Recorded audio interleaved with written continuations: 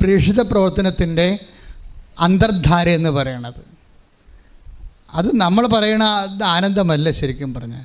ഇപ്പോൾ കരിസ്മാറ്റിക് മേഖലയിലും ആനന്ദത്തെക്കുറിച്ച് പറയും. പക്ഷേ നിങ്ങളൊന്ന് ചിന്തിച്ച് നോക്കിയേ, യേശു ആനന്ദത്തെക്കുറിച്ച് പറയണത് എപ്പോഴാണ്?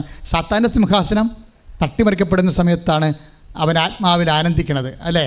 10:21 ആ ആനന്ദം തന്നെയാണ് മരിയൻ ആനന്ദം എന്ന് പറയണത്. സാത്താൻ്റെ സിംഹാസനം തട്ടിമറിക്കപ്പെടാൻ വേണ്ടി ദൈവത്തിൻ്റെ ആദ്യ പദ്ധതി പ്രയോഗമാരാണ്? നിനക്ക് സ്ത്രീക്കും തമ്മിലും നിൻ്റെ സ്ത്രീയുടെ സന്തതിക്കും തമ്മിൽ ഞാൻ ശത്രുത ഉളവാക്കും, അവൻ്റെ കുതികാലിന് നീ പരിക്കേൽപ്പിക്കുമെന്ന് പറയുമ്പോഴേ അവൻ്റെ കുതികാലിന് പരിക്കേൽപ്പിക്കുമെന്ന് പറയുമ്പോഴേ സാത്താൻ്റെ തലയെ ചവിട്ടാൻ വേണ്ടി ഉള്ള അവതാരത്തെ ഗർഭം ധരിക്കുന്നത് ആരാണ്? മറിയമാണ്. മറിയം അതിൻ്റെ പടപ്പുറപ്പാട് തുടങ്ങുമ്പോൾ തന്നെ മറിയം ആദ്യം പറഞ്ഞത് എന്താണ്? എൻ്റെ ആത്മാവ് രക്ഷകനായ ദൈവത്തിൽ ആനന്ദിക്കുന്നു. രക്ഷകനായ ദൈവം ആരാണ്? Take the word of God. ലൂക്കാ 1:47 എൻ്റെ ചിത്തം എൻ്റെ രക്ഷകനായ ദൈവത്തിൽ ആനന്ദിക്കുന്നു. കൈയിടിച്ച് കർത്താൻ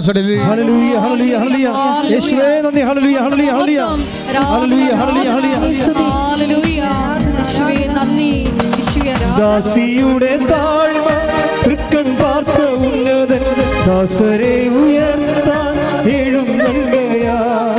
ദാസിയുടെ താഴ്മ തൃക്കൺ പാർത്ത ഉന്നതൻ ദാസരെ ഉയർത്താൻ എഴുന്നള്ളുകയാ.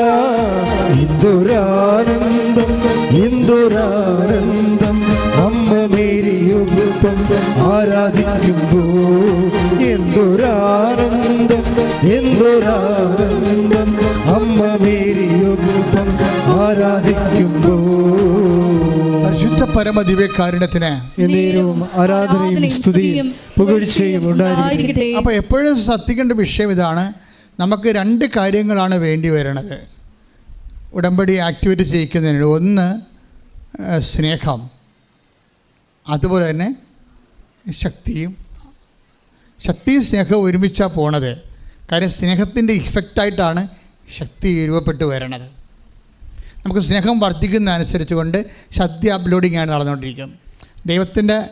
ദൈവത്തോടുള്ള സ്നേഹമില്ലേ, സ്നേഹം നമുക്ക് വർദ്ധിക്കുന്ന അനുസരിച്ച്. അതുകൊണ്ടാണ് ഞാൻ നിങ്ങൾ ചെയ്യുന്ന കാരുണ്യ പ്രവൃത്തികൾ, ക്ഷമ, ദയ, നന്മ, വിശ്വസ്തത, ആത്മസംയമനം മുതലായ ആത്മാവിൻ്റെ ഫലങ്ങൾ അടിസ്ഥാനപ്പെട്ടുള്ള പ്രവർത്തനങ്ങൾ നിങ്ങൾ ചെയ്യുമ്പോൾ എന്താ സംഭവിക്കുന്നത്? നിങ്ങൾക്ക് ദൈവസ്നേഹം വർദ്ധിച്ചുകൊണ്ടിരിക്കും. ദൈവസ്നേഹം വർദ്ധിച്ചുകൊണ്ടിരിക്കുമ്പോൾ എന്താ സംഭവിക്കുന്നത്? ശക്തി ധരിച്ചുകൊണ്ടിരിക്കും. മനസ്സിലായില്ലേ? നമ്മൾ പരിശുദ്ധാത്മാവിൻ്റെ ശക്തി ധരിക്കാൻ വേണ്ടി വിറഞ്ഞതുള്ളി ഭാഷാപരത്തിൽ പ്രാർത്ഥിക്കുന്നത് അതൊരു വിഭാഗം. പക്ഷേ അതേസമയം തന്നെ നമ്മൾ ദൈവസ്നേഹത്താൽ നിറഞ്ഞ് പ്രവർത്തിക്കുകയാണെങ്കിൽ ഓട്ടോമാറ്റിക്കായിട്ട് അതുവഴി വരുന്ന ശക്തി എന്ന് പറയുന്നത് സാധാരണ പ്രാർത്ഥന വഴി വരുന്ന ശക്തിയല്ല. അത് സിംഗിൾ ഫേസും 3 ഫേസും തമ്മിലുള്ള വ്യത്യാസമുണ്ട്.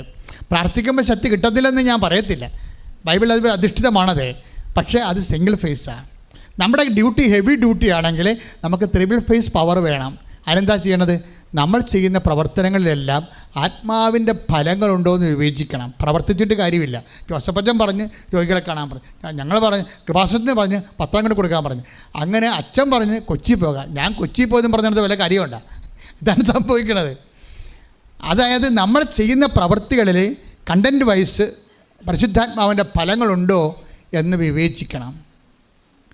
പരിശുദ്ധാത്മാവിൻ്റെ ഫലങ്ങളാകുന്ന സ്നേഹം, ക്ഷമ, ദയ, നന്മ, വിശ്വസ്തത, ആത്മസംയമനമാണോ എന്നെ ഉടമ്പടി പ്രവർത്തനങ്ങൾക്ക് പ്രേരിപ്പിക്കുന്നത് എങ്കിൽ, അങ്ങനെ പ്രേരിപ്പിക്കുന്നുണ്ടെങ്കിൽ നീ ദൈവസ്നേഹത്തിലാണ്, മാംസലമായ ഹൃദയത്തിലാണ്.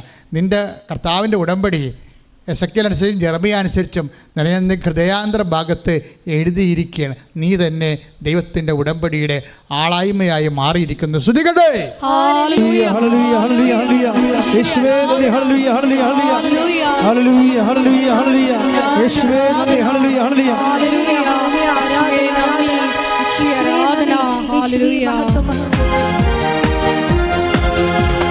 ആത്മശക്തിയെ ഇറങ്ങി എന്നിൽ വാ, ഇറങ്ങി എന്നിൽ വാ, മഴ പോലെ പെയ്തിറങ്ങി വാ, മഴ പോലെ പെയ്തിറങ്ങി വാ. സ്വർഗീയത്തിയെ ഇറങ്ങി എന്നിൽ വാ, ഇറങ്ങി എന്നിൽ വാ, മഴ പോലെ പെയ്തിറങ്ങി വാ, മഴ പോലെ പെയ്തിറങ്ങി വാ. ആത്മനദിയായൊഴുകി എന്നിൽ നിന്നു വാ, ആത്മശക്തിയായൊഴുകി എന്നിൽ നിന്നു വാ, ആത്മനദിയായി ഒഴുകി എന്നിലിന്നു വാ, ആത്മശക്തിയായി ഒഴുകി എന്നിലിന്നു വാ. മഴ പോലെ പെയ്തിറങ്ങി വാ, മഴ പോലെ പെയ്തിറങ്ങി വാ. ഉറക്കെ പാടാം. മഴ പോലെ പെയ്തിറങ്ങി വാ, മഴ പോലെ പെയ്തിറങ്ങി വാ. ആത്മശക്തിയെ ഇറങ്ങി എന്നിൽ വാ, ഇറങ്ങി എന്നിൽ വാ. മഴ പോലെ പെയ്തിറങ്ങി വാ, മഴ പോലെ പെയ്തിറങ്ങി വാ. സ്വർഗീയത്തിയെ ഇറങ്ങി എന്നിൽ വാ, ഇറങ്ങി എന്നിൽ വാ. മഴ പോലെ പെയ്തിറങ്ങി വാ, മഴ പോലെ പെയ്തിറങ്ങി വാ. പരിശുദ്ധ പരമദിവ്യകാരുണ്യത്തിന് എന്നേരവും ആരാധനയും സ്തുതിയും പുകഴ്ചയും ഉണ്ടായിരിക്കട്ടെ. ദൈവം നമ്മളെ യെരമ്യായിൽ എഴുതിയിരിക്കുന്ന പോലെ 31-33 എഴുതിയിരിക്കുന്ന പോലെ ദൈവം ഉടമ്പടി നമ്മുടെ ഹൃദയത്തിൽ എഴുതിയിട്ടുണ്ടോ ഇല്ലയോ എന്ന് എങ്ങനെ അറിയാൻ പറ്റും? പെട്ടെന്നറിയാൻ പറ്റും. നമ്മുടെ ദൈവം നമ്മൾ ഉടമ്പടി ഇവിടെ എടുത്തതേ ഉള്ളൂ, അതോ ദൈവം യഥാർത്ഥത്തിൽ ഉടമ്പടി എൻ്റെ ഹൃദയത്തിൽ എഴുതിയിട്ടുണ്ടോ? ചെറിയ 31 പോലെ എഴുതിയിട്ടുണ്ടോ ഇല്ലയെന്ന് അറിയാൻ എങ്ങനെ പറ്റും? അതായത് നമ്മൾക്ക് ഉള്ളിലെ സന്തോഷം തോന്നാം, ആനന്ദത്തിന് അങ്ങനെ ഒരു അർത്ഥമുണ്ട്. ഉള്ളിലെ കർത്താവിന് വേണ്ടി വേറെ ചെയ്യുമ്പോൾ സംതൃപ്തി തോന്നും. കർത്താവിന് വേണ്ടി ജോലി ഇപ്പോൾ കഴിഞ്ഞ ദിവസം ഒരു ചേച്ചി പറഞ്ഞില്ലേ, അവർ വയനാടുകാരത്തിയാണ്. അവർ ഉടമ്പടി ചെയ്തപ്പോൾ അവരുടെ മനസ്സിൽ തോന്നിയത് എല്ലാ സ്ഥലങ്ങളിലും അത്ര വലിയ വരുമാനമുള്ള കക്ഷിയൊന്നുമല്ല, ഉള്ള ഭർത്താവിനോട് ഒരു പറഞ്ഞവർ, ഞാൻ കേരളത്തിൽ എല്ലാ ജില്ലകളിലും പോയി പത്രം കൊടുക്കാൻ പോവുകയാണെന്ന് പറയും. അപ്പോൾ അവർക്ക് നമുക്ക് പലർക്കും നമ്മുടെ അയൽവാസികൾക്ക് തന്നെ കൊടുക്കാൻ പറ്റില്ലേ, വാദപ്പനിയും പിടിച്ചകത്തിരിക്കുകയാണ്. എങ്ങനെ കൊടുക്കും, ആര് കൊടുക്കും, എപ്പോൾ കൊടുക്കും, ആ മേടിക്കുക, അവരെന്ത് പറയും, ഇങ്ങനെ കുറേ അലവലാദികൾ ഉടമ്പടി എടുത്തിട്ടുണ്ട്. എൻ്റെ അമ്മേ, കൃപാസനത്തിൻ്റെ ശാപത്തിന് വേണ്ടി കുറേ എണ്ണം എടുത്തിട്ടുണ്ട് ഉടമ്പടി. ഇങ്ങനെ വീട്ടിൽ ഇരിക്കണേ, ഇങ്ങനെ വിറസുള്ളി ആരെടുക്കും വല്ലതും പറയാമല്ലോ, നമ്മളോട് കൊടുത്താൽ വല്ലതും അവർ മേടിക്കുക. ഇങ്ങനെ സാക്ഷ്യപ്പെടുക അവർ ഈ ആൾക്കാർ വന്നിട്ട് അവസാനം അതായത് അവർക്ക് സന്തോഷമില്ല. അവർക്കിത് എങ്ങനെയെങ്കിലും ഒന്ന് ഒപ്പിച്ച് ദൈവത്തിൻ്റെ കണ്ണിൽ പൊടിയിട്ട് നമ്മുടെ കാര്യം സാധിക്കാൻ പറ്റുമെന്ന് നോക്കിയാൽ മതി. പരീക്ഷണത്തിന് വേണ്ടി ചൂണ്ടയോടെ ഇറങ്ങിയിരിക്കുകയാണ് പിശാച്. നിങ്ങൾ ദൈവത്തെ പരീക്ഷിക്കരുത്. നിങ്ങളുടെ ആവശ്യത്തിന് വേണ്ടി നിങ്ങളിങ്ങനെ കുറേ കാര്യങ്ങൾ കാട്ടിക്കൂട്ടി നോക്കുമ്പോൾ ദൈവം കൊണ്ടുവന്ന് നിങ്ങളുടെ അണ്ണാക്കിൽ ഉച്ചരായിരിക്കണം. That is wrong. എൻ്റെ ദൈവവേദന നിന്നോട് പറഞ്ഞിരിക്കുന്നത് ദൈവസ്നേഹം നിറയാൻ പറഞ്ഞിരിക്കുകയാണ്. അല്ല നിനക്ക് കിട്ടുന്ന ഭൗതിക ആനുകൂല്യങ്ങൾ വെച്ചുകൊണ്ട് നീ ഒരു മുഴക്കോല് കൊടുത്തുകൊണ്ട് ദൈവത്തെ അളക്കാൻ വന്നാലേ, കർത്താവ് എന്താ പറഞ്ഞത്? നിങ്ങൾ അളക്കുന്ന അളവ് പോലെ കൊണ്ട് തന്നെ നിങ്ങൾക്കും അളന്ന് കിട്ടുമെന്ന്. എന്തിനാണ് ദൈവത്തെ കൊണ്ട് അളപ്പിക്കണത്? നിങ്ങൾ താങ്ങുമോ? അപ്പോൾ ചെയ്യേണ്ടതെന്ന് വെച്ച് കഴിഞ്ഞാൽ നമ്മുടെ മുമ്പിൽ ഒരു ഓപ്ഷനേ ഉള്ളൂ. മര്യാദയ്ക്ക് ദൈവസ്നേഹം നിറക്കാൻ നോക്കുക, പ്രാർത്ഥിക്കുക. കർത്താവേ, എന്ത് ചെയ്താലും ഉടമ്പടി പ്രകാരം എന്ത് ചെയ്താലും കടുത്ത ദൈവസ്നേഹത്തോടെ ചെയ്യുവാൻ എനിക്ക് അഭിഷേകം നൽകണമേ. എസെക്കിയേൽ പറയുന്നത് പോലെ പുതു ചൈതന്യം നൽകണമേ. ശ്രദ്ധിക്കട്ടെ. Hallelujah, hallelujah, hallelujah, hallelujah. യേശുവേ നന്ദി. Hallelujah, hallelujah. ദൈവസ്നേഹത്താൽ നിറഞ്ഞ പരിശുദ്ധ പ്രവർത്തനങ്ങൾ ചെയ്യുവാൻ ഹല്ലേലൂയ, ഹല്ലേലൂയ, ഹല്ലേലൂയ, ഹല്ലേലൂയ. നമ്മളെ അഭിഷേകം ചെയ്യണമേ. ഹല്ലേലൂയ. ദൈവമേ വരണേ, എൻ്റെ ഉള്ളിൽ വസിക്കാൻ വരണേ. ആത്മാവാം ദൈവമേ വരണേ, എൻ്റെ ഉള്ളിൽ വസിക്കാൻ വരണേ. ദാഹിച്ചു നിന്നെ ഞാൻ തേടുന്നു, സ്വർഗം തുറന്നിറങ്ങി നീ വരണേ. ദാഹിച്ചു നിന്നെ ഞാൻ തേടുന്നു, സ്വർഗം തുറന്നിറങ്ങി നീ വരണേ. ആത്മാവാം ദൈവമേ വരണേ, എൻ്റെ ഉള്ളിൽ വസിക്കാൻ വരണേ. ആത്മാവാം ദൈവമേ വരണേ, എൻ്റെ ഉള്ളിൽ വസിക്കാൻ വരണേ. സ്തുതിക്കട്ടെ. Hallelujah, hallelujah, hallelujah. യേശുവേ ഹല്ലേലൂയ, ഹല്ലേലൂയ.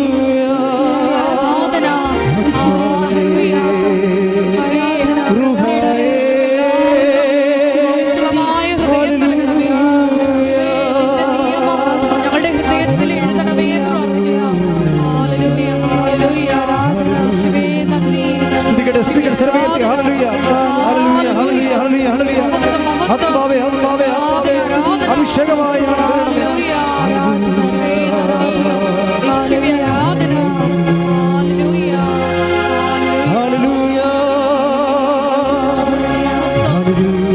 ആരാധന ഹല്ലേലൂയ ദാഹിച്ചു നിന്നെ ഞാൻ തേടുന്നു സ്വർഗം തുറന്നിറങ്ങി നീ വരണേ ദാഹിച്ചു നിന്നെ ഞാൻ തേടുന്നു സ്വർഗം തുറന്നിറങ്ങി നീ വരണേ. പരിശുദ്ധ പരമദിവ്യകാരുണ്യത്തിന് നേരവും ആരാധനയും സ്തുതിയും പുകഴ്ചയും ഉണ്ടായിരിക്കട്ടെ. കർത്താവിൻ്റെ ഉടമ്പടി വാഗ്ദാനങ്ങളിൽ ഒന്നാണ് പുതു ചൈതന്യം, പുതിയ ചൈതന്യം, പുതിയ സന്തോഷം, പുതിയ സംതൃപ്തി, പല അർത്ഥങ്ങളുണ്ടായിരുന്നു. അതായത് നിങ്ങളിപ്പോൾ തന്നെ ആ ചേച്ചി പറഞ്ഞില്ലേ, ഞാൻ കേരളത്തിലെ 14 ജില്ലകളിലും പോയി ലൈൻ ബസ്സിനാണേ. ആലപ്പുഴ വന്നിട്ട് കൊല്ലത്തേക്ക് പോകും, കൊല്ലത്ത് അവിടെ പത്രം കൊടുത്തിട്ട് പ്രേക്ഷിത പ്രവർത്തനം ചെയ്ത് കൃപാസന അമ്മയെക്കുറിച്ചൊക്കെ പറഞ്ഞിട്ട് തിരുവനന്തപുരത്തേക്ക് പോകും. ഇങ്ങനെ അവർ 14 ജില്ലകളിലും പത്രം കൊണ്ട് പോകും. എന്നിട്ട് ആർമാദിച്ച് ഉല്ലസിച്ച് സന്തോഷിച്ചാണ് ഇവിടെ വന്നിട്ട് അത് ആ അനുഭവം പറയണത്. അല്ല, എൻ്റെ കയ്യിൽ നിന്ന് 1500 പത്രത്തിന് കാശ് പോയില്ല എന്ന് പറഞ്ഞ് മോന്തം കയറ്റി ചത്തവരുടെ വീട്ടിൽ മരിച്ചവരിക്കണവർ ഇരിക്കുകയില്ല. അതാണ് വിഷയം. ആനന്ദം എന്ന് പറഞ്ഞൊരു സംഭവം ഉണ്ട്. കർത്താവിന് വേണ്ടി ജോലി ചെയ്യുന്നതോറും ആനന്ദം കൂടിക്കൊണ്ടിരിക്കും. ഇതിന് ബൈബിൾ പറയണത് ഉടമ്പടി പ്രകാരമുള്ള പുതു ചൈതന്യം. നിങ്ങളൊന്ന് ചിന്തിച്ച് നോക്കിയേ. നമ്മൾ എടുത്ത 2 വചനങ്ങളിൽ ഒരു ചൈതന്യമുണ്ട്. നമ്മളെടുത്ത വചനം ഏതാണ്? ആദ്യത്തെ ഏതാണ്? എസെക്കിയേൽ 36 അല്ലേ? എസെക്കിയേൽ 36:27. എസെക്കിയേൽ 36:27 എന്താ പറയണത്? എൻ്റെ ആത്മാവ്, അതൊക്കെ മുമ്പ് എന്താ പറഞ്ഞ ഒരു പുതു ഹൃദയം നിങ്ങൾക്ക് ഞാൻ നൽകും. ഒരു പുതു ചൈതന്യം നിങ്ങളിൽ ഞാൻ നിക്ഷേപിക്കും. നിങ്ങളുടെ ശരീരത്തിൽ നിന്ന് ശിലാഹൃദയം എടുത്തു മാറ്റി പകരം മാംസഹൃദയം നൽകും. എൻ്റെ ആത്മാവിനെ ഞാൻ നിങ്ങളിൽ നിവേശിപ്പിക്കും. നിങ്ങൾ എൻ്റെ കൽപ്പന കാക്കുന്നവരും നിയമങ്ങൾ പാലിക്കുന്നതിലും ശ്രദ്ധയുള്ളവരായിരിക്കും. ഉടമ്പടിയുടെ കൂടെ ഈ പുതു ചൈതന്യം വരുന്നുണ്ട്. ഒരു ഉടമ്പടി എടുത്ത് സത്യസന്ധ വ്യക്തിയാണ് ഉടമ്പടി എടുത്തിരിക്കണമെങ്കിൽ ഈ പുതു ചൈതന്യം, സന്തോഷത്തിൻ്റെ, കർത്താവിന് വേണ്ടി ജോലി ചെയ്യുമ്പോൾ ഉണ്ടാകുന്ന സന്തോഷത്തിൻ്റെ, കർത്താവിന് വേണ്ടി ആതുര സേവനം ചെയ്യുമ്പോൾ ഉണ്ടാകുന്ന സന്തോഷത്തിൻ്റെ, കർത്താവിന് വേണ്ടി പ്രേക്ഷിത പ്രവർത്തനം ചെയ്യുമ്പോൾ ഉണ്ടാകുന്ന സന്തോഷത്തിൻ്റെ പുതു ചൈതന്യം വരും. ഇത് തന്നെയാണ് നമ്മൾ നേരത്തെ കണ്ട ഉടമ്പടി 14:15 യോഹന്നാൻ്റെ സുവിശേഷത്തിൽ പറഞ്ഞത്. 14:15 എന്താ പറയണമെന്നൊക്കെ? യോഹന്നാൻ 14:15 നിങ്ങൾ എന്നെ സ്നേഹിക്കുന്നുവെങ്കിൽ എൻ്റെ കൽപ്പന പാലിക്കും. ഉടമ്പടിയാ. നിങ്ങൾ എന്നെ സ്നേഹിക്കുന്നുണ്ടെങ്കിൽ എൻ്റെ കൽപ്പന പാലിക്കും. അതിൻ്റെ കൂടെ ചൈതന്യം പറയുന്നുണ്ട്. വായിച്ചോളൂ. ഞാൻ പിതാവിനോട് അപേക്ഷിക്കുകയും എന്നേക്കും നിങ്ങളോട് കൂടെ ആയിരിക്കാൻ മറ്റൊരു സഹായകനെ അവിടുന്ന് നിങ്ങൾക്ക് തരികയും ചെയ്യും. ഈ സത്യാത്മാവിനെ സ്വീകരിക്കാൻ ലോകത്തിന് സാധിക്കുകയില്ല. ലോകത്തിന് സാധിക്കത്തില്ലെന്ന് പറയുമ്പോൾ ലോക അരൂപിക ഉള്ളവർക്ക്, എന്നുവെച്ചാൽ അവരുടെ വിഷയങ്ങൾ മാത്രം ഉദ്ദേശിച്ചുകൊണ്ട് ഉടമ്പടി ചെയ്തവർക്ക് പരിശുദ്ധാത്മാവിനെ സ്വീകരിക്കാൻ സാധ്യമല്ല. നിങ്ങളുടെ മകളെ കെട്ടിക്കണം, അല്ലെങ്കിൽ വീട് വിൽക്കണം, അല്ലെങ്കിൽ നിങ്ങളുടെ രോഗം മാറണം എന്ന് മാത്രം ഉദ്ദേശിച്ചുകൊണ്ട് ദൈവത്തോട് ഉടമ്പടി ചെയ്തിരിക്കുന്നവർക്ക് ഈ ആത്മാവിനെ സ്വീകരിക്കാൻ സാധ്യമല്ല. പിന്നെ ആരെ ഉദ്ദേശിക്കണം? ദൈവത്തെ ഉദ്ദേശിക്കണം. ഞാൻ ഉടമ്പടി ചെയ്തിരിക്കുന്ന ദൈവത്തിൻ്റെ വചനങ്ങൾ എന്നെപ്പോലെ ഞാൻ മറ്റുള്ളവരെ അറിയിക്കും. കർത്താവിൻ്റെ വചനങ്ങളിൽ അനുസരിച്ചുള്ള പരസ്നേഹ പ്രവർത്തനങ്ങൾ ദൈവസ്നേഹത്തോടെ ഞാൻ സമൂഹത്തിൽ സുവിശേഷത്തിൻ്റെ കാരുണ്യ പ്രവർത്തന സാക്ഷിയായി മാറും എന്നെടുത്ത സത്യസന്ധമായ ഉടമ്പടി ചെയ്തവർക്ക് എന്ത് പറ്റും? ഞാൻ അവർക്ക് എൻ്റെ ആത്മാവിനെ നൽകും. എൻ്റെ പിതാവിനോട് ചോദിക്കുകയും അവരെ വസിക്കാൻ വേണ്ടി മറ്റൊരാത്മാവിനെ നൽകുകയും ചെയ്യും. ഈ ആത്മാവിന് നൽകപ്പെടുന്നവരാണ് ആരും എൻ്റെ കൂടെ ഉണ്ടല്ലോ എന്ന് പറയണത്. ചിലപ്പോൾ അത് മാതാവായിട്ട് അവർക്ക് ഫീൽ ചെയ്യും, ചിലപ്പോൾ ദൈവത്തിൻ്റെ ശക്തിയായിട്ട് അവർക്ക് ഫീൽ ചെയ്യും. പക്ഷേ ഒത്തിരി സാക്ഷ്യങ്ങൾ അങ്ങനെ വരുന്നുണ്ട്. അപ്പോൾ എപ്പോഴും നമ്മൾ ശ്രദ്ധിക്കേണ്ടത്, ഉടമ്പടി എടുത്തിട്ട് നിങ്ങൾക്ക് സന്തോഷമാണോ അതോ നിരാശയാണോ? നിരാശയാണെങ്കിൽ നിങ്ങൾ പോയി വല്ല ഹോൾസെയിൽ കട, എന്തെങ്കിലും ഇപ്പോൾ തട്ടുകടയൊക്കെ തുടങ്ങണം നല്ലത്. എന്താ സംഭവം? നിങ്ങൾക്ക് മരമറിയാതെ കൊടിയിട്ടിരിക്കുകയാണ്. മനസ്സിലായില്ലേ? ചില ആൾക്കാർ മരമറിയാതെ കൊടിയിടുമെന്ന് പറയത്തില്ലേ? എന്ന് പറഞ്ഞ പോലെ ഉടമ്പടി എടുത്തിരിക്കുന്നത് വിഷയബന്ധിയായിപ്പോയി, വ്യക്തിബന്ധിയല്ല. ഞാൻ നിങ്ങളെ വഴക്ക് പറയുകയല്ല. നിങ്ങൾ എത്രയും വേഗം രക്ഷപ്പെട്ട് ദൈവത്തെ ഇതിൻ്റെ അകത്ത് പ്രധാനപ്പെട്ട ലക്ഷ്യമാക്കി മാറ്റണം. അപ്പം നിങ്ങൾക്ക് സന്തോഷമുണ്ടാകും. ഇതെല്ലാം സന്തോഷമുണ്ടാക്കുന്ന കാര്യങ്ങളാണ്. ഓരോ കാര്യം ചെയ്യുമ്പോൾ നമുക്ക് സന്തോഷമുണ്ടാകും. ഓരോ കാര്യങ്ങൾ ചെയ്യുമ്പോൾ അതിൽ എന്താ സംഭവിച്ചു കഴിഞ്ഞാൽ, ചിലർക്ക് എന്താ പറയണത്, ഞാൻ ഇനിയും വരുമെന്നൊക്കെ പറഞ്ഞില്ല സാക്ഷ്യം പറഞ്ഞിട്ട് പോണത്. എനിക്ക് ഇനിയും പറയാനുണ്ട്, ഞാൻ ഇനിയും വരും എന്നും പറഞ്ഞു പോണത്. എന്ത് സന്തോഷത്തോടെ അവരിറങ്ങിപ്പോണത്. അടുത്ത സാക്ഷ്യം കൊണ്ട് വരാൻ വേണ്ടി, അടുത്ത ദൈവാനുഭവം. സാക്ഷ്യം എന്ന് പറയുന്നത് എന്താണ്? ദൈവാനുഭവമാണ്. സാക്ഷ്യം എന്ന് പറയണത് ദൈവാനുഭവമാണ്. അടുത്ത ദൈവാനുഭവം കൊണ്ട് വരുമെന്ന് അവർക്ക് ഉറപ്പാണ്. എന്താ? ദൈവത്തെ അവരെ ഫീൽ ചെയ്യുന്നത് കൊണ്ടാണ്, അവർക്ക് ഇനിയും ദൈവം അടുത്ത അടയാളം എനിക്ക് തരുമായിരിക്കും. തന്നാൽ കൊള്ളാം. ആർക്ക്? ദൈവത്തിന്. പോരെ. ചിലരുടെ മൈൻഡ് സെറ്റ് അങ്ങനെയാണ്. ഇനിയും ചിലപ്പോൾ ആരെങ്കിലും കിട്ടിയാൽ കൊള്ളാം. ആർക്ക് കൊള്ളാം? ദൈവത്തിന് കൊള്ളാമെന്ന് എന്ന് പറയുന്ന ആൾക്കാരും ഉണ്ട്. അങ്ങനെ ഈ വാദപ്പനിക്കാരൊക്കെ ഇപ്പോൾ ഒന്ന് പടന്ന് എഴുന്നേക്കണം. എന്തെങ്കിലും വെച്ചാൽ, ഞാൻ ദൈവത്തെ സ്നേഹിക്കാൻ വേണ്ടി നിങ്ങളിൽ എന്തോ ഒരു ദൈവികമായ കണം ഉള്ളത് കൊണ്ടാണല്ലോ നിങ്ങൾക്ക് ഉടമ്പെടുക്കാൻ കഴിഞ്ഞത്. അപ്പോൾ നിങ്ങൾ മോശമാണെന്ന് ഞാൻ പറയത്തില്ല ഒരിക്കലും. നിങ്ങളുടെ ഈ കണ്ണീരിൻ്റെ കാലത്ത് കർത്താവിൻ്റെ അടുത്ത് വരണമെങ്കിൽ എന്തെങ്കിലും ജന്മപുണ്യം നിങ്ങളുടെ കയ്യിലുണ്ടാകും. അത് വെച്ചാൽ ദൈവം നിങ്ങളവിടെ കൊണ്ടുവന്നിരിക്കുന്നത്. അത് മനസ്സിലാക്കിയിട്ട് അതിൽ വളരാൻ നോക്കണം. അല്ലാതെ നമ്മൾ പറയുന്ന കാര്യങ്ങൾ പറയുന്ന സമയത്ത് നടന്നില്ല എന്ന് വിചാരിച്ചുകൊണ്ട് നിങ്ങൾ സങ്കടപ്പെടുകയല്ലേ ചെയ്യണത്. അപ്പോൾ നിങ്ങളുടെ വിഷയം വെച്ച് ദൈവത്തെ അളക്കുകയാണ് ചെയ്യണത്. അപ്പോൾ നിങ്ങളുടെ ഉടമ്പടി എടുത്ത് വീണ്ടും നിങ്ങൾ ഡീപ്രമോട്ടായി പോകും. നിങ്ങളുടെ വിഷയം വെച്ച് ദൈവത്തെ ചുരുക്കും. നമ്മുടെ വിഷയത്തിന് ചുരുക്കാനുള്ള ആളല്ലല്ലോ നമ്മളെയോ. അപ്പം അതുകൊണ്ട് നിങ്ങൾ ഉടമ്പടി എടുക്കുക. ഞാൻ ദൈവത്തിന് വേണ്ടി ജീവിക്കാൻ വേണ്ടി തീരുമാനിക്കുക. അതിനാവശ്യമായ ദൈവസ്നേഹം ആർജിക്കുക. ദൈവസ്നേഹം ആർജിക്കണതും ശരിക്കും ഇപ്പം ദൈവസ്നേഹം ഇല്ലാത്ത ആൾക്കാരാണെന്ന് വിചാരിച്ചോ? അങ്ങനെ ഒരു പാരമ്പര്യമോ പരിശീലനമോ ഇല്ലാത്ത ആളാണെന്ന് വിചാരിച്ചോ? പക്ഷേ നിങ്ങൾക്കറിയാമല്ലോ, ഞങ്ങൾ നിങ്ങളോട് കുറച്ച് കാരുണ്യ പ്രവൃത്തി ചെയ്യാൻ പറയുന്നു. ഇപ്പോൾ എന്താ സംഭവിച്ചിരിക്കണത്? ഇപ്പോൾ കഴിഞ്ഞ ദിവസം ഞാൻ ഇവിടുന്ന് ഇറങ്ങിയപ്പോൾ എൻ്റെ കാറ് ഉന്തി സ്റ്റാർട്ടാക്കേണ്ട അവസ്ഥ വന്നു. പുതിയ കാറാണേ, അധികം കാലമൊന്നും ആയില്ല, ആരും ഡ്രൈവ് ചെയ്യാറില്ല, ഞാൻ എവിടെയെങ്കിലും പോണത്. പക്ഷേ കാറ് നിന്ന് പോയി. ഡ്രൈവർ പറഞ്ഞ് ഞാൻ കുറച്ച് മുമ്പ് അങ്ങോട്ടൊക്കെ എടുത്തിട്ടാണെന്ന് നമുക്ക് പുള്ളിക്കാരൻ പറയേണ്ടത്. പക്ഷേ കാറിൻ്റെ അകത്ത് താക്കോട്ട് തിരിച്ചിട്ട് അവസാനം ഒരുത്തം വന്ന് ബൈനറ്റ് പൊക്കി അതിൻ്റെ അലൈൻമെൻറ്റ് വരെ പോയി. അപ്പോൾ ഞാൻ പിന്നെ അകത്തിരുന്നൊരു വിശ്വാസപ്രമാണം ചെയ്തുകൊണ്ടിരിക്കുകയാണ്. അപ്പോൾ കുറച്ച് കഴിഞ്ഞപ്പോൾ അവർക്ക് ബുദ്ധി തോന്നി വേറെ ഒരു അപ്പോൾ ഞാൻ ആദ്യം പറഞ്ഞാൽ ഇവരോട് ബാറ്ററി കേടാണ്, ബാറ്ററി ഡൗണാണ്. അപ്പോൾ വേറൊരു ബാറ്ററി കൊണ്ടുവന്ന് ഈ ബാറ്ററിയുടെ കൂടെ ഇട്ടിട്ട് അത് സ്റ്റാർട്ട് ചെയ്ത് കഴിഞ്ഞപ്പോൾ വണ്ടി പോയി. എന്നിട്ട് ആ കൊണ്ടുവന്ന ബാറ്ററി മാറ്റി. പിന്നെ കുറച്ച് കഴിഞ്ഞപ്പോൾ ഓടിയപ്പോൾ നമ്മുടെ ബാറ്ററി ചാർജായി. ഈ കാരുണ്യ പ്രവൃത്തികളിൽ വരുന്ന പ്രോസസ്സിങ് ഇതാണ്. നിങ്ങൾക്കിപ്പോൾ കൃപയാണെന്ന് വിചാരിച്ചു, 0 പവറാണ് നിങ്ങൾ ഉടമ്പടി എടുത്തിരിക്കുന്നത്. ഇന്ന് വരെ ഈ ജന്മ അർത്ഥത്തേക്ക് ഉപ്പിതാക്കാത്ത ഒരു കക്ഷിയാണ് നിങ്ങൾ. നിങ്ങൾക്ക് കാരുണ്യം അറിയാൻ പാടില്ല, പ്രവൃത്തി അറിയാൻ പാടില്ല, ദൈവത്തിന് അറിയാൻ പാടില്ല. പക്ഷേ ജീവിതത്തിൽ ഒരു പ്രശ്നം ഉണ്ടായി, ഉടമ്പടി എടുത്തുപോയി. അപ്പോൾ ഇതെന്ത് ചെയ്യും? അപ്പോൾ നിങ്ങൾക്ക് ബാറ്ററി കേടാണ്, ഡൗണാണ്, സ്റ്റാർട്ട് ചെയ്യണില്ല. അപ്പോൾ നിങ്ങൾ എന്ത് ചെയ്യണം? ആദ്യമേ കാരുണ്യ പ്രവൃത്തി കണ്ണും പൂട്ടി ചെയ്യുക, ദൈവസ്നേഹത്തിന് വേണ്ടി കാഴ്ചവെക്കുക. അപ്പോൾ നിങ്ങളുടെ ബാറ്ററി ആ പവർ കൊണ്ട് സ്റ്റാർട്ടായി കഴിഞ്ഞാൽ പിന്നെ ഓട്ടോമാറ്റിക്കായിട്ടത് നമ്മുടെ ബാറ്ററി തന്നെ റീചാർജ് ആയി കഴിയും. അത് ഞങ്ങൾ പറയണ പോലെ നിങ്ങൾ ചെയ്യണം. പിന്നെ നിങ്ങൾ തന്നെ സ്വയമായിട്ടത് ആർജിച്ചെടുത്തോളൂ. പ്രതി മനസ്സിലായില്ലേ? ഇപ്പോൾ ഒരു ബാറ്ററി ഡൗൺ ആയി കഴിഞ്ഞാൽ വേറെ ഒരു ബാറ്ററി കൊണ്ട് ഒരു സ്റ്റാർട്ടർ കൊടുത്താൽ മതി.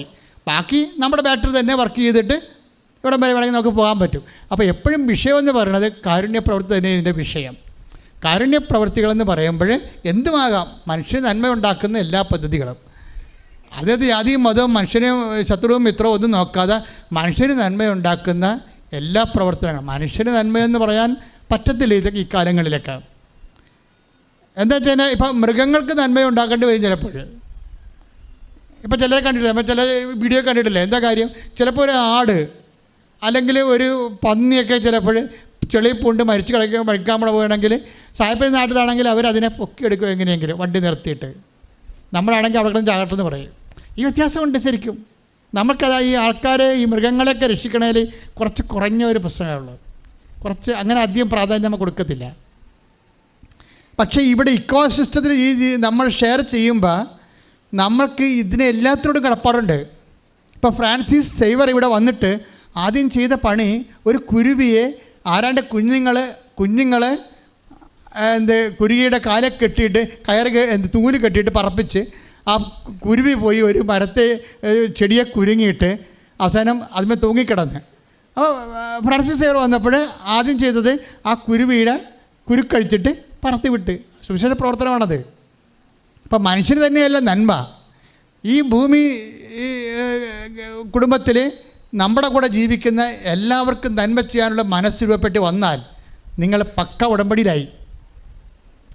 ഇപ്പം നമ്മുടെ ബന്ധുക്കളെ മാത്രമല്ലേ, എപ്പോഴും നമ്മൾ ഉടമ്പടി ചെയ്യുമ്പോൾ, നമുക്ക് നന്മ ചെയ്യുമ്പോൾ നമ്മൾ ബന്ധുക്കളെ മാത്രമാണ് അഡ്രസ്സ് ചെയ്യണത്. അല്ലെങ്കിൽ നമുക്ക് നാളെ ഗുണം വരാൻ സാധ്യതയുള്ള ആൾക്കാർ മാത്രമേ നമ്മൾ അഡ്രസ്സ് ചെയ്യത്തുള്ളൂ. അപ്പം നിങ്ങൾ മനുഷ്യനായി, ഒരു കുഴപ്പമില്ല. പക്ഷെ നമ്മൾ ഉടമ്പടി ദൈവം മനുഷ്യനുമായിട്ട് ചെയ്യാറില്ല, ദൈവ പൈതൃകമായിട്ടാണ് ചെയ്യണത്. അപ്പോൾ ഉടമ്പടിയുടെ കപ്പാസിറ്റിയിൽ നമ്മൾ ദൈവ പൈതലാകണം. അപ്പം നമ്മുടെ ബന്ധുക്കളുടെ അപ്പുറത്ത്, സ്വന്തപ്പെട്ട അപ്പുറത്ത്, നമുക്ക് സഹായം ചെയ്യാൻ സാധ്യതയുള്ള ആൾക്കാരുടെ അപ്പുറത്ത് ഒരു പ്രയോജനമില്ലാത്തവരാണെങ്കിലും നമ്മൾ ദൈവത്തിൻ്റെ സ്നേഹത്താൽ നമ്മൾ അവർക്ക് വേണ്ടി സമയമോ അവരുടെ നിലനിൽപ്പിന് വേണ്ടി ഒരു സഹായമോ ചെയ്തു കഴിഞ്ഞാൽ നീ ദൈവ പൈതലായിട്ട് മാറി. ഞങ്ങളെ സെമിനാരിൽ നിന്ന് തെറ്റ് പഠിപ്പിച്ച് ഇറക്കിയിട്ടുള്ള ആൾക്കാരാണ് ഞങ്ങൾ. ഞാൻ സെമിനാരിൽ നിന്ന് ഇറങ്ങുമ്പോൾ ഡീക്കന്മാരുടെയൊക്കെ ഭയങ്കര അവസാനത്തെ കൊലക്കാരാണ് ഡീക്കന്മാരുടെ ഭയങ്കര വിരുന്നും ഭയങ്കര അവസാനത്തെ ഫെയർവെൽ സ്പീച്ചൊക്കെ ഉണ്ട്. അപ്പോൾ ഒരു അച്ഛൻ വന്നിട്ട് അവസാനം നമ്മളെ യാത്രയാക്കും. സെമിനാരി 7 കൊല്ലത്തെ പഠനം കഴിഞ്ഞിട്ട് അവർ നമ്മളെ ഗുഡ് ബൈ പറഞ്ഞ് യാത്രയാക്കുമ്പോൾ അവർ നമുക്കൊരു സന്ദേശം തരും. അപ്പോൾ അതിനകത്ത് ഏറ്റവും വലിയ നല്ല ചൈതന്യമുള്ള അച്ഛനായിരിക്കും വന്ന് പറയണത്. ഞാൻ എന്നെ ഡീക്കനാക്കി ഇറക്കിയപ്പോൾ അവർ പറഞ്ഞത് ഞാൻ ഇന്നും ഓർത്തിരിപ്പുണ്ട്. നിങ്ങൾ ബേസിക്കായിട്ട് ആദ്യം ഒരു മനുഷ്യനാവുക, അതിനുശേഷം നിങ്ങളൊരു പുരോഹിതനാകാൻ പറഞ്ഞു. ഞാൻ പിന്നീട് എൻ്റെ ജീവിതം വെച്ച് നോക്കിയപ്പോൾ എന്ത് പൊട്ടത്തരമാണ് പറഞ്ഞ് ഞങ്ങളെ കേൾപ്പിച്ച് പറഞ്ഞു വിട്ടതെന്ന് ഓർത്ത് പോയി. കാര്യം ഒരു പുരോഹിതൻ എത്രയോ വലുതാണ് മനുഷ്യനേക്കാൾ. ആദ്യം ഒരു പുരോഹിതനാകാൻ പഠിഞ്ഞ മനുഷ്യന്മാരെ ഇവിടെ ആവശ്യമുണ്ട്, കൂടുതലുണ്ട്. ആദ്യം ഒരു പുരോഹിതൻ എന്ന് പറഞ്ഞാൽ കർത്താവിൻ്റെ ചൈതന്യം അതുപോലെ ഉൾക്കൊണ്ട് അതനുസരിച്ച് ജീവിക്കാൻ ജനങ്ങളെ ജീവിക്കാൻ പഠിപ്പിക്കുന്ന ഒരു അർപ്പിതനാണ്. ആദ്യം ഒരു പുരോഹിതനാകാൻ വേണ്ടി ശ്രമിച്ചിരുന്നെങ്കിൽ നമ്മൾ ഓട്ടോമാറ്റിക്കായി മനുഷ്യരായതുകൊണ്ട് പുരോഹിതനാകണമെന്ന് ഒരു നിർബന്ധമില്ല. ഒരു നല്ല പുരോഹിതനായ ഓട്ടോമാറ്റിക് മനുഷ്യനാകാം. ഒരു മനുഷ്യനായതുകൊണ്ട് പുരോഹിതനാകണമെന്ന് നിർബന്ധമില്ല. കാര്യം പുരോഹിതൻ്റെ അകത്ത് ഈ സ്വയംദാനം എന്ന സംഭവമുണ്ട്, മനുഷ്യനിൽ സ്വയംദാനമില്ല. അപ്പോൾ ഈ 7 കൊല്ലം പഠിപ്പിച്ചിട്ട് അവസാനം വിട്ടിത്തരവും പറഞ്ഞാണ് ഞങ്ങളെ പുറത്ത് കൈവെപ്പിച്ച് വിട്ടിരിക്കണം. ഇങ്ങോട്ട് നമ്മൾ കർത്താവിൻ്റെ പഠനങ്ങളായിട്ട് തെറ്റാണത് ശരിക്കും പറഞ്ഞ്. നമ്മളെ സംബന്ധിച്ചിടത്തോളം നമ്മൾ ഒരു പുരോഹിതനായി കഴിയുമ്പോൾ നമുക്ക് വേറെ മുമ്പും പുറകും പെങ്ങളും ആങ്ങളെയും ആരും ഒക്കെ ഒന്നുമില്ല. ആരാണുള്ളത്? ജനം. കർത്താവിൻ്റെ രക്തത്താൽ വീണ്ടെടുക്കപ്പെട്ട ഒരു ജനതയാണുള്ളത്. പിന്നെ ഉള്ളവർ ആരാണ്? കർത്താവിൻ്റെ രക്തത്താൽ വീണ്ടെടുക്കപ്പെടാൻ സാധ്യതയുള്ള ജനങ്ങൾ. ക്രിസ്ത്യൻസ് മാത്രമല്ല, എല്ലാവർക്കും വേണ്ടിയാണ് ക്രിസ്തു ക്രൂശിക്കപ്പെടുകയും നമുക്ക് പാപക്ഷമ നൽകുന്ന സാഹചര്യം ഇവിടെ ഉണ്ടാകുകയും ചെയ്തെങ്കിൽ ആ ക്രിസ്തുവിൽ വിശ്വസിക്കാൻ സാധ്യതയുള്ള ജനങ്ങളുണ്ട്. അവർക്ക് വേണ്ടി അർപ്പിതനായിരിക്കുകയാണ്. അങ്ങനെ ഒരു വിഷയം വരുമ്പോൾ എന്താ വിഷയം പറയുന്നത്? ഒരു മനുഷ്യനേക്കാൾ നിലവാരത്തിലുള്ള കാര്യം. ക്രിസ്തു ഒരേ സമയം മനുഷ്യനായിരുന്നു, അതേസമയം തന്നെ അവൻ ദൈവമായിരുന്നു. ഇവൻ്റെ ഒരു പകർപ്പായിട്ടാണ് പിന്നീട് പുരോഹിതം വരണത്. അപ്പം ഞാൻ പറയണത് ഞാൻ കേമനാണെന്ന് പറയുകയല്ല. ഞാൻ പറഞ്ഞു വരുന്നതിൻ്റെ കാരണം ഈ നമ്മളെ പ്രയോറിറ്റി ഓഫ് സെറ്റിങ്സിൽ ഹ്യൂമാനിറ്റേറിയൻ കൺസെപ്റ്റ് നമ്മളെ വിഴുങ്ങിക്കഴിഞ്ഞപ്പോൾ ഇതുപോലെ വിഡ്ഢിത്തരങ്ങൾ സഭയിൽ എഴുന്നള്ളിക്കപ്പെട്ടിട്ടുള്ള കാലഘട്ടങ്ങൾ ഉണ്ടായിട്ടുണ്ടെന്ന് ഞാൻ പറഞ്ഞതാണ്. ഞാൻ പറഞ്ഞതിൻ്റെ അർത്ഥം എന്ന് പറയണത് ഒരു ദൈവ പൈതലുമായിട്ടാണ് ദൈവം ഉടമ്പടി ചെയ്യണത്, ഒരു മനുഷ്യനുമായിട്ടല്ല. നിങ്ങളൊരു മനുഷ്യനാണെങ്കിൽ ഒരു ദൈവ പൈതലായിട്ട് കൺവേർട്ട് ചെയ്യണം. എന്താ കാര്യം? ദൈവ പൈതലായിട്ട് കൺവേർട്ട് ചെയ്യണമെന്ന് പറഞ്ഞതിൻ്റെ കാരണം നമ്മൾക്ക് മെച്ചമില്ലാത്ത ആൾക്കാർ, ചിലപ്പോൾ നമ്മളെ സഹായിക്കുന്ന ആൾക്കാർ ഈ ജന്മത്തിൽ നമ്മളെ വീണ്ടും കണ്ടുമുട്ടില്ലെന്ന് വരും. നിങ്ങൾ നാളെ കണ്ടുമുട്ടുന്ന ആൾക്കാർക്ക് വേണ്ടിയാണ് കൈസഹായം ചെയ്യണത്. നമ്മളവരെ ചെയ്തു കഴിഞ്ഞാൽ നമ്മളെ സഹായിക്കും. അവർക്ക് വസ്ത്രം കൊടുക്കുകയോ പണം കൊടുക്കുകയോ ചെയ്ത് കഴിഞ്ഞാൽ നമുക്കൊരാവശ്യം വരുമ്പോൾ അവർ നമ്മളെ സഹായിക്കും. ഇത് മനുഷ്യന് സാധിക്കുന്ന കാര്യമാണ്. ഇത് മനുഷ്യത്വം അല്ല ഇവിടെ വേണ്ടത്. ഇവിടെ ദൈവപ്രകൃതിയുള്ളൊരു മനുഷ്യത്വം വേണ്ടി വരും. ഉടമ്പടി ദൈവം ഉദ്ദേശിക്കുന്നത് അതാണ്. ഞാൻ നിങ്ങളുടെ ഉള്ളിൽ നിന്ന് ശിലാഹൃദയം എടുത്തു മാറ്റും, പകരം എന്ത് ചെയ്യും? മാംസളമായ ഹൃദയം നൽകും. എന്തിനു വേണ്ടിയാണ്? ഒരു പുതു ചൈതന്യം നിങ്ങൾ നിക്ഷേപിക്കും. പുതു ചൈതന്യത്തിന് നിക്ഷേപിക്കപ്പെടുമ്പോൾ ആ പുതു ചൈതന്യം നമ്മൾ പ്രവർത്തനക്ഷമമായിക്കൊണ്ട് ദൈവത്തിൻ്റെ ഇഷ്ടം നിറവേറ്റിക്കൊണ്ട് ദൈവരാജ്യം സംജാതമാക്കുന്നതിനുള്ള ദൈവ പദ്ധതിയിലുള്ള ഈ കാലഘട്ടത്തിൻ്റെ മനുഷ്യൻ്റെ സഹകരണമാണ് ഉടമ്പടി. കൈയടിച്ച് കർത്താവേ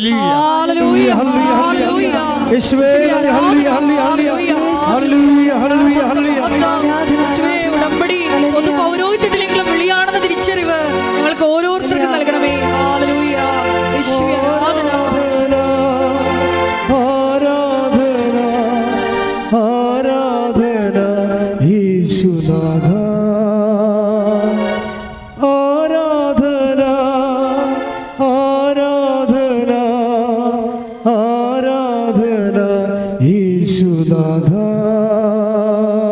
പരിശുദ്ധ പരമദിവ്യകാരുണ്യത്തിന് ആരാധനയും സ്തുതിയും പുകഴ്ചയും ഉണ്ടായിരിക്കട്ടെ. അപ്പോൾ എവിടെയെല്ലാം കവനന്റ് പറഞ്ഞിട്ടുണ്ടോ, എവിടെയെല്ലാം ഉടമ്പടിയെക്കുറിച്ച് ദൈവം പറഞ്ഞിട്ടുണ്ടോ, അവിടെയെല്ലാം പുതിയ ഹൃദയത്തെക്കുറിച്ച് പറഞ്ഞിട്ടുണ്ട്.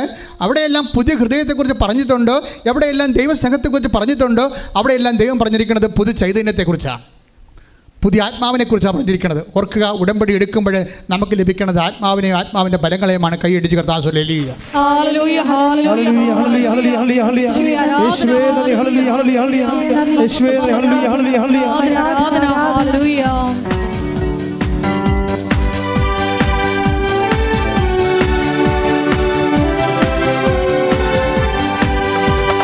പരിശുദ്ധാത്മാവേ ശക്തി പകർന്നിടണേ, പരിശുദ്ധാത്മാവേ ശക്തി പകർന്നിടണേ. അവിടുത്തെ ബലം നമുക്കാവശ്യമെന്ന് കർത്താവേ നീ അറിയുന്നു, അവിടുത്തെ ബലം നമുക്കാവശ്യമെന്ന് കർത്താവേ നീ അറിയുന്നു. പരിശുദ്ധാത്മാവേ ശക്തി പകർന്നിടണേ, പരിശുദ്ധാത്മാവേ ശക്തി പകർന്നിടണേ. പരിശുദ്ധ പരമദിവ്യകാരുണ്യത്തിന് നേരവും ആരാധനയും സ്തുതിയും പുകഴ്ചയും ഉണ്ടായിരിക്കട്ടെ. എൻ്റെ മക്കളെ, ഞാൻ നിങ്ങളോട് ചോദിച്ചതാണ്, നിങ്ങൾ ഉടമ്പടി എടുത്തവരാണെന്ന് നിങ്ങൾക്ക് തോന്നുന്നുണ്ടോ? അങ്ങനെ തോന്നുന്നുണ്ടെങ്കിൽ ദൈവവും നിങ്ങൾ തമ്മിൽ ഉടമ്പടിയിലാണെങ്കിൽ ദൈവത്തിൻ്റെ വചനത്തിൽ പ്രഖ്യാപനം വാഗ്ദാനം ചെയ്തിരിക്കുന്ന പോലെ ഒരു പുതിയ ഹൃദയം നിങ്ങൾക്ക് തരുക, നവചൈതന്യം നിങ്ങൾ നിക്ഷേപിക്കുമെന്ന് പറഞ്ഞാൽ ആ നവചൈതന്യമെന്ന് പറയുന്നത് നിങ്ങൾ ചെയ്യുന്ന പ്രവൃത്തികളിൽ നിങ്ങൾക്ക് ഒരു ശരീരത്തിൽ നമുക്ക് ടയർഡൊക്കെ തോന്നാം, പക്ഷേ ആത്മാവിന് സന്തോഷം തോന്നണം. ഉടമ്പടി ഫലിച്ചിട്ടുണ്ടെന്ന് അറിയണം എങ്ങനെയാണ്? ചിലർക്ക് പറയും മരുന്ന് പിടിച്ചിട്ടുണ്ടെന്നാ തോന്നണമെന്ന് പറയത്തില്ലേ? ചിലർ പറയും മരുന്ന് കഴിച്ച് കഴിയുമ്പോൾ പറയും മരുന്ന് പിടിച്ചിട്ടുണ്ടെന്നാ തോന്നണത്. അതുപോലെ ഉടമ്പടി പിടിച്ചിട്ടുണ്ടെന്നാ തോന്നണത്. ആ തോന്നൽ എങ്ങനെ ഉണ്ടാകും? നിങ്ങൾ ചെയ്യുന്ന പ്രവൃത്തികളിൽ നിങ്ങൾക്ക് സന്തോഷം തോന്നണം. ഒരുപക്ഷെ ശരീരത്തിന് വേദനയായിരിക്കും തോന്നണത്, ശരീരത്തിന് വേദനയായിരിക്കും, കാശ് നഷ്ടമാണ്, ഉള്ളിൻ്റെ ഉള്ളിൽ സന്തോഷം തോന്നണുണ്ടോ? എങ്കിൽ ഉടമ്പടി പിടിച്ചിട്ടുണ്ട്. പറഞ്ഞ മനസ്സിലായില്ലേ? നിങ്ങൾ ശരീരത്തിന് വേദന, കാശ് നഷ്ടവും ധനനഷ്ടമൊക്കെ വന്നിട്ടുണ്ട്, നമ്മുടെ മനസ്സിൽ സന്തോഷമില്ല എന്നുണ്ടെങ്കിൽ ചെയ്ത് പറഞ്ഞതുപോലെ ചെയ്തിട്ടുണ്ട് എന്നൊക്കെ പറഞ്ഞുകൊണ്ട് ഇങ്ങനെ വരികയല്ലേ? അങ്ങനെ പറഞ്ഞ് ഉടമ്പടി പിടിച്ചിട്ടില്ല, ദൈവസ്നേഹമല്ല, അത് മനുഷ്യാരൂപിയിലാണ്, ജഡാരൂപിയിലാണ് ചെയ്തിരിക്കുന്നത്. ജഡാരൂപിയിൽ നിങ്ങൾക്ക് ഉടമ്പടിയൊക്കെ ചെയ്യാൻ പറ്റുമോ? എന്താ പ്രശ്നം? ദൈവാരൂപി ചെയ്യണമെങ്കിൽ സന്തോഷമുണ്ടാകും. അത് ഒരു 10 പേരെ രോഗികളെ കാണാൻ പോയാലും 10 പേരുടെ കർത്താവിനെ കുറിച്ച് പറഞ്ഞാലും 10 പത്രം 10 സ്ഥലങ്ങളിൽ കൊടുത്താലും വേണമെങ്കിൽ നിങ്ങൾക്ക് 10 പത്രം അടുത്തടുത്ത് കൊടുക്കാൻ പറ്റും. ചിലർ പറയും, അപ്പം ചില വീട്ടിൽ പത്രം കൊടുക്കാൻ ചിലപ്പോൾ പറയും ഇത് ഞങ്ങൾക്ക് കിട്ടിയതാണ്, എന്നാലും ഞാൻ ഇവിടം വരെ വന്നില്ല, ഒന്നുകൂടി ഇരിക്കണമെന്ന് പറയും. ഇങ്ങനത്തെ അലപരാധികളുണ്ട്, ഭയങ്കര അലപരാധികൾ. ചിലരെ കാണുമ്പോൾ തന്നെ എനിക്കറിയാം ഇത് ഉടമ്പടി പിടിച്ചിട്ടില്ലെന്ന് അറിയാൻ പറ്റും. അതായത് പല വീടുകളിൽ പത്രം കൊണ്ടുണ്ടാക്കിയല്ല, അപ്പോൾ അതിൽ പല ആൾക്കാരുണ്ടല്ലോ ഇതുപോലെ. അപ്പോൾ ഒരു വീട്ടിൽ പത്രം കൊടുക്കാൻ ചെല്ലുമ്പോൾ അവർ പറയും ഇതല്ലേ, ഇതിവിടെ കിട്ടിയതാണ്, എന്നാലും ഞാൻ ഇവിടം വരെ വന്നില്ലേ, പണം കൂടി ഇരിക്കട്ടെ. എന്ത്? അവർക്ക് പോകാൻ കഴിയില്ല. അളിഞ്ഞ മോന്ത്യമായിട്ട് എങ്ങനെയെങ്കിലും ഒപ്പിക്കാൻ നോക്കുകയാണ് അവർ ഈ വിഷയം. ഇവർ ഉടമ്പടി പിടിച്ചിട്ടില്ല, പിടിക്കത്തില്ല, ജന്മത്തെ പിടിക്കത്തില്ല. നിങ്ങൾ ഇവിടെ കൊടുത്ത ആ പത്രത്തിൻ്റെ കാശ് വാങ്ങിച്ചുകൊണ്ട് എപ്പോഴും ഈ ജില്ല വിട്ട് പോകാനേ ഞാൻ പറയത്തുള്ളൂ. കാരണം നിങ്ങൾക്ക് ഈ പണി പറഞ്ഞിട്ടില്ല, നിങ്ങൾക്കിത് എന്താണെന്ന് അറിയത്തില്ല ഇപ്പോഴും. അത് മര്യാദക്ക് ഓരോ ക്ലാസ്സുകളും കേട്ടിട്ട് എങ്ങനെയാണ് ദൈവസ്നേഹം ഡെവലപ്പ് ചെയ്യേണ്ടതെന്ന് നോക്കണം. എന്താ കാര്യം? നമുക്ക് സന്തോഷം തോന്നണം. നമുക്ക് ശാരീരിക വേദന ഉണ്ടാകും, പക്ഷേ മനസ്സിന് സന്തോഷം തോന്നും. അപ്പോൾ ഉടമ്പടി പിടിച്ച് നിർത്താം. കർത്താവ് എന്താ പറയുന്നത്? ഗർഭിണിയെപ്പോലെയാണ്. ഒരു ക്രിസ്ത്യാനിയുടെ സന്തോഷം എന്ന് പറയുന്നത് ഗർഭിണിയെപ്പോലെ എന്നാണ് പറഞ്ഞാൽ. ക്രിസ്ത്യാനി എന്ന് പറഞ്ഞാൽ ആരാണ്?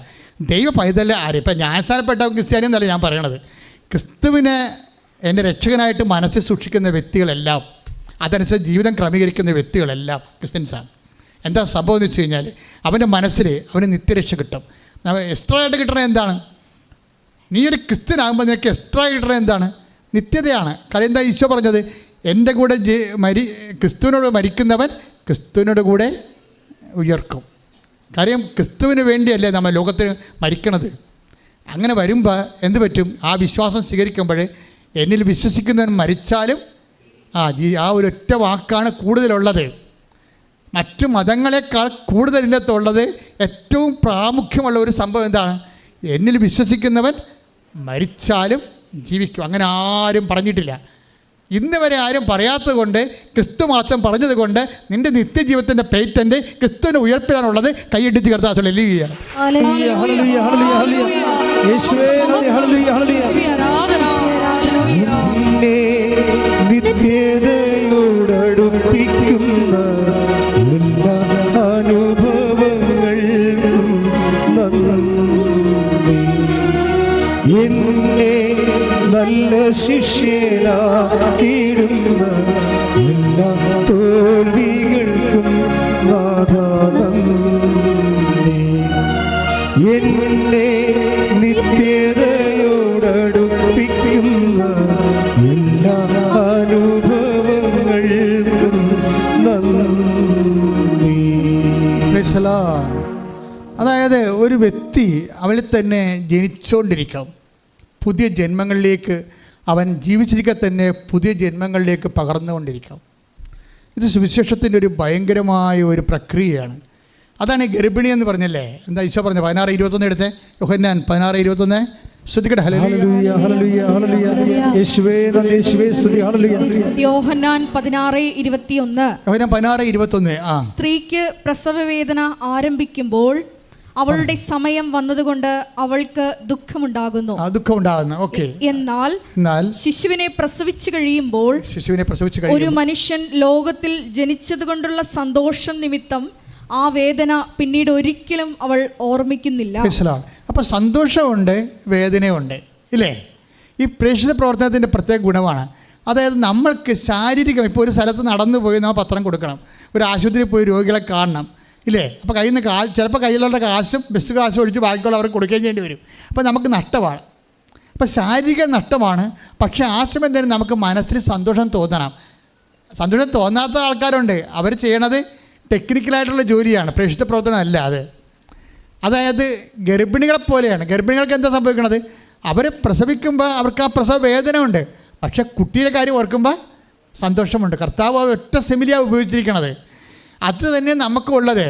നമ്മൾ ജോലി ചെയ്യുമ്പോൾ, കർത്താവിന് വേണ്ടി പ്രേക്ഷിതപ്രവർത്തനങ്ങൾ ചെയ്യുമ്പോൾ നമുക്ക് സങ്കടമോ വിഷമമൊക്കെ ഉണ്ടാവും. പക്ഷെ ക്രിസ്തുവിന് വേണ്ടിയാണല്ലോ എന്ന് ഓർക്കുമ്പോൾ നമുക്ക് സന്തോഷമുണ്ടാകും. അങ്ങനെ നിൻ്റെ പ്രേക്ഷിത പ്രവർത്തനത്തിൽ സന്തോഷമില്ലെങ്കിൽ നീ ചെയ്യണ ജോലി ക്രിസ്തുവിന് വേണ്ടിയുള്ളതല്ല, നിനക്ക് വേണ്ടിയുള്ളതാണ്. ഇത് വിവേചിച്ച് മനസ്സിലാക്കണം. മനസ്സിലായി? ഇത് പെട്ടെന്നൊന്ന് നമ്മളൊരു ഓപ്ഷൻ മാറിക്കിടക്കണമെന്ന് പറഞ്ഞില്ലേ? നമ്മുടെ ഈ ഉടമ്പടി പലപ്പോഴും സെൽഫ് ഓപ്ഷനിൽ കിടക്കുകയാണേ. എന്നുവെച്ചാൽ എൻ്റെ ജോലി, എൻ്റെ വീട്, എൻ്റെ PR അത് നടന്നില്ല എന്നുണ്ടെങ്കിൽ ഈ പ്രാവശ്യം നമുക്ക് കയറി പോകാൻ പറ്റുന്നില്ല, ഈ ആഴ്ച ഓഫർ ലെറ്റർ വന്നില്ലെങ്കിൽ കൂട്ടുകാരുടെ കൂടെ പോകാൻ പറ്റത്തില്ല എന്ന് വിചാരിച്ചാൽ നീ മോന്തം കയറ്റി ഉടമ്പടിയിൽ ഉഴപ്പ് നിൽക്കണമെങ്കിൽ നിൻ്റെ ജോലി നിൻ്റെ വയറ്റിപ്പിഴപ്പായിട്ട് ദൈവത്തെ നീ ദുർവിനിയോഗിക്കുകയാണ്. അതാണ് പ്രശ്നം. അങ്ങനെ വന്നു കഴിഞ്ഞാൽ നീ ദൈവത്തിനാണ് പ്രാധാന്യം എന്നുണ്ടെങ്കിൽ എൻ്റെ ദൈവത്തിനറിയാം ഞാൻ എന്ത് ചെയ്യണമെന്ന്. കഴിഞ്ഞ ദിവസങ്ങളിൽ ഷൈജു എന്നും പറഞ്ഞ് എറണാകുളം സൈഡിൽ നിന്നൊരു സാക്ഷി ഉണ്ടായിരുന്നു, കോതാട്. ആ സാക്ഷി നല്ല രസമാണ്. പുള്ളിക്കാരൻ ഒരു ഓഫ് ഷോർ റിഗിൽ വർക്ക് ചെയ്യുന്ന ആളാണ്. ഓഫ് ഷോർ റിഗ് എന്ന് പറയുന്നത് എണ്ണ ഖനനം ചെയ്തിരിക്കണ കടലിലെ എണ്ണക്കനിയാണ്. അതിലേക്ക് ബോട്ടിലും കപ്പലിലൊക്കെ പോകും. അങ്ങനെ അതിൽ വർക്ക് ചെയ്യുന്ന ഒരാളാണ്. അപ്പോൾ ഒരു മാസം വർക്ക് ചെയ്യാം, പിന്നെ വീട്ടിൽ ഒരു മാസം നിൽക്കാം. കാര്യം അതെല്ലാം അപകട മേഖലയായത് കാരണം ഇങ്ങനെ ഒറ്റയടിക്ക് ജോലി കൊടുക്കത്തില്ല. റെസ്റ്റ് എടുത്താണ് ജോലി കൊടുക്കുന്നത്. പക്ഷേ ഇപ്പോൾ പുള്ളിക്കൊരു പ്രശ്നം എന്താ വെച്ചാൽ ഇവിടെ കൈ രണ്ടും തളർന്നു പോയി. അത് കാൽഷിഫിക്കേഷൻ എന്ന് പറഞ്ഞ രോഗമാണ്.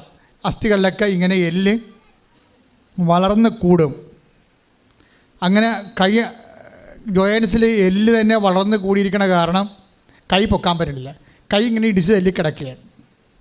അപ്പോൾ ഡോക്ടറെ അടുത്ത് ചെന്നപ്പോൾ പറഞ്ഞ് 2-3 ആശുപത്രി ആയുർവേദം ഇംഗ്ലീഷൊക്കെ മരുന്ന് കാണിച്ചെങ്കിലും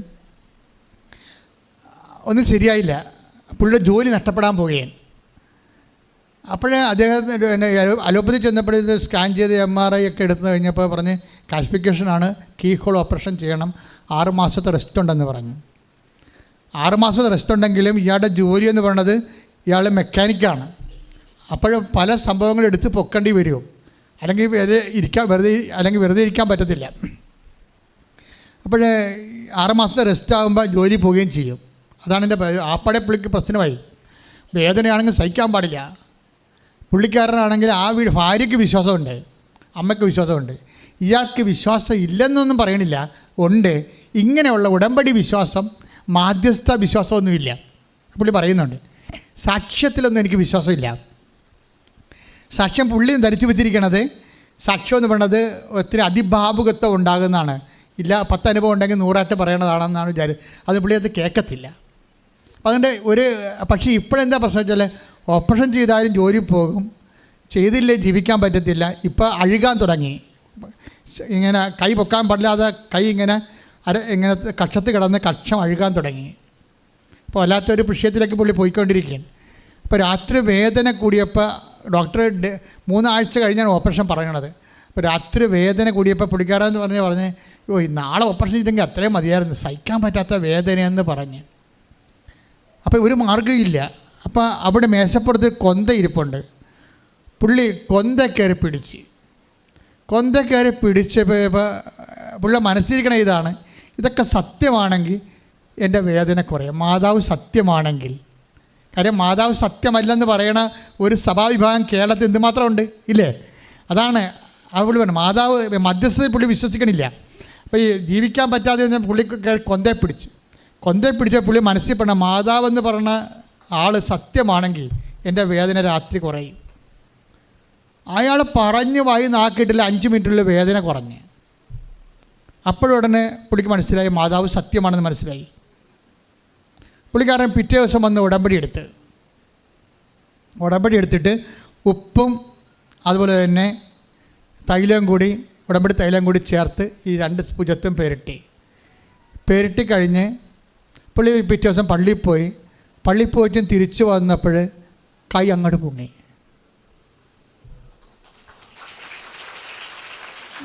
കൈ പൊങ്ങിയപ്പോൾ പുള്ളിക്കാരൻ പറഞ്ഞത്, ഡോക്ടർ പറഞ്ഞിരിക്കണത്, ഡോക്ടറുടെ അടുത്ത് ചെന്ന് ഡോക്ടർ പറഞ്ഞപ്പോൾ ഒരു മുസ്ലിം ഡോക്ടറാണ്, ഇത് അത്ഭുതമായിരിക്കണമല്ല എന്ന് പറഞ്ഞ്. എന്താണ് കാര്യം, എങ്ങനെ പൊങ്ങിയെന്ന് പുള്ളി ഡോക്ടറോട് പറഞ്ഞില്ല. പക്ഷേ ഡോക്ടർ പറഞ്ഞ് റെസ്റ്റ് എടുക്കണമെന്ന് പറഞ്ഞ്, വെയിറ്റൊന്നും എടുക്കരുതെന്ന് പറഞ്ഞ്. പക്ഷേ പുള്ളിക്കാരൻ 1 മാസം കഴിഞ്ഞപ്പോൾ വർക്കിന് പോയി. അയാൾ പറയണത്, ഞാനിപ്പോൾ 25 കിലോ ഒക്കെ എടുത്ത് പൊക്കണുണ്ടെന്നാണ് പറയണത്. അതെന്ന് വെച്ചാൽ നമ്മൾ അയാളുടെ വിശ്വാസം എന്ന വില കണ്ടില്ലേ, അയാൾക്ക് 0 ഫെയ്ത്താണ്. ബേസിക് ഫെയ്ത്ത് ഉണ്ട്, മാതാവിൽ പ്രത്യേകിച്ച് മാധ്യസ്ഥതയിൽ വിശ്വാസമില്ല. പക്ഷെ ഒരു വിഷയം വന്നപ്പോൾ ആപ്ലിക്കേറ്റ് ചെയ്യാൻ അയാൾ തയ്യാറായി അല്ലേ? ഈ കാര്യം വേറെ ഒരു ഓപ്ഷൻ ഇല്ല. കൊന്തക്കറി പിടിച്ചപ്പോൾ അയാൾ പറഞ്ഞു, എൻ്റെ കൊന്ത എൻ്റെ ജന്മത്തിൽ ഞാൻ കൈകൊണ്ട് എടുത്തിട്ടില്ലെന്നാണ് പറയണത്. പക്ഷേ ഇപ്പോൾ കൊന്ത കഴുത്തിട്ടുണ്ട് നടക്കുകയാണ്. അതായത് ആ മനുഷ്യൻ പറയണത് ഇതില്ല, നിങ്ങൾ സാക്ഷി കിടപ്പുണ്ട്, നോക്കിയാൽ മതി, ഇന്നിടുന്നുണ്ട് അത് എന്ന് വെച്ച് കഴിഞ്ഞാൽ നമ്മൾ വേറെ ഒരു ലോകത്തേക്ക് അങ്ങനെ പോവുകയാണ്. ദൈവം നമ്മളെ കൈ പിടിച്ചുകൊണ്ട് പോവുകയാണ്. ഇപ്പോൾ ഞാൻ മാതാവിനെക്കുറിച്ചൊക്കെ പറയുമ്പോൾ നിങ്ങൾ ചിലരൊക്കെ പറയും, എൻ്റെ സഭാധികാരി തന്നെ ചില സമയത്ത് പറഞ്ഞിട്ടുണ്ട് എന്നോട്, ഇത് മരിയൻ ഡിവോഷനാണ് ഓവറായിട്ട് പ്രൊമോട്ട് ചെയ്യണമെന്ന് പറയും. ചില അച്ഛന്മാരൊക്കെ പറഞ്ഞാൽ മരിയൻ ഡിവോഷനാണ് ഓവറായിട്ട് പ്രൊമോട്ട് ചെയ്യണമെന്ന്. എന്താ പ്രശ്നമെന്ന് വെച്ച് കഴിഞ്ഞാൽ, ഞാൻ മാതാവിനെ പ്രൊമോട്ട് ചെയ്യല്ല, മാതാവിനെ ആരും പ്രൊമോട്ട് ചെയ്യേണ്ട ആവശ്യമില്ല, അത് ദൈവം പ്രൊമോട്ട് ചെയ്തോളും. ദൈവം പ്രൊമോട്ട് ചെയ്തിട്ടാണ് അവർ യേശുവിൻ്റെ അമ്മയായി വന്നിരിക്കുന്നത്, അല്ലാതെ മനുഷ്യന്മാർ പ്രൊമോട്ട് ചെയ്തിട്ടല്ല. പ്രശ്നം അതല്ല വിഷയം വരാൻ പോണത്. ആവശ്യമില്ലാത്ത തെറ്റിദ്ധാരണ ആർക്കും ഉണ്ടാകേണ്ട ഒരു കഥയുമില്ല അതിൻ്റെ അകത്ത്.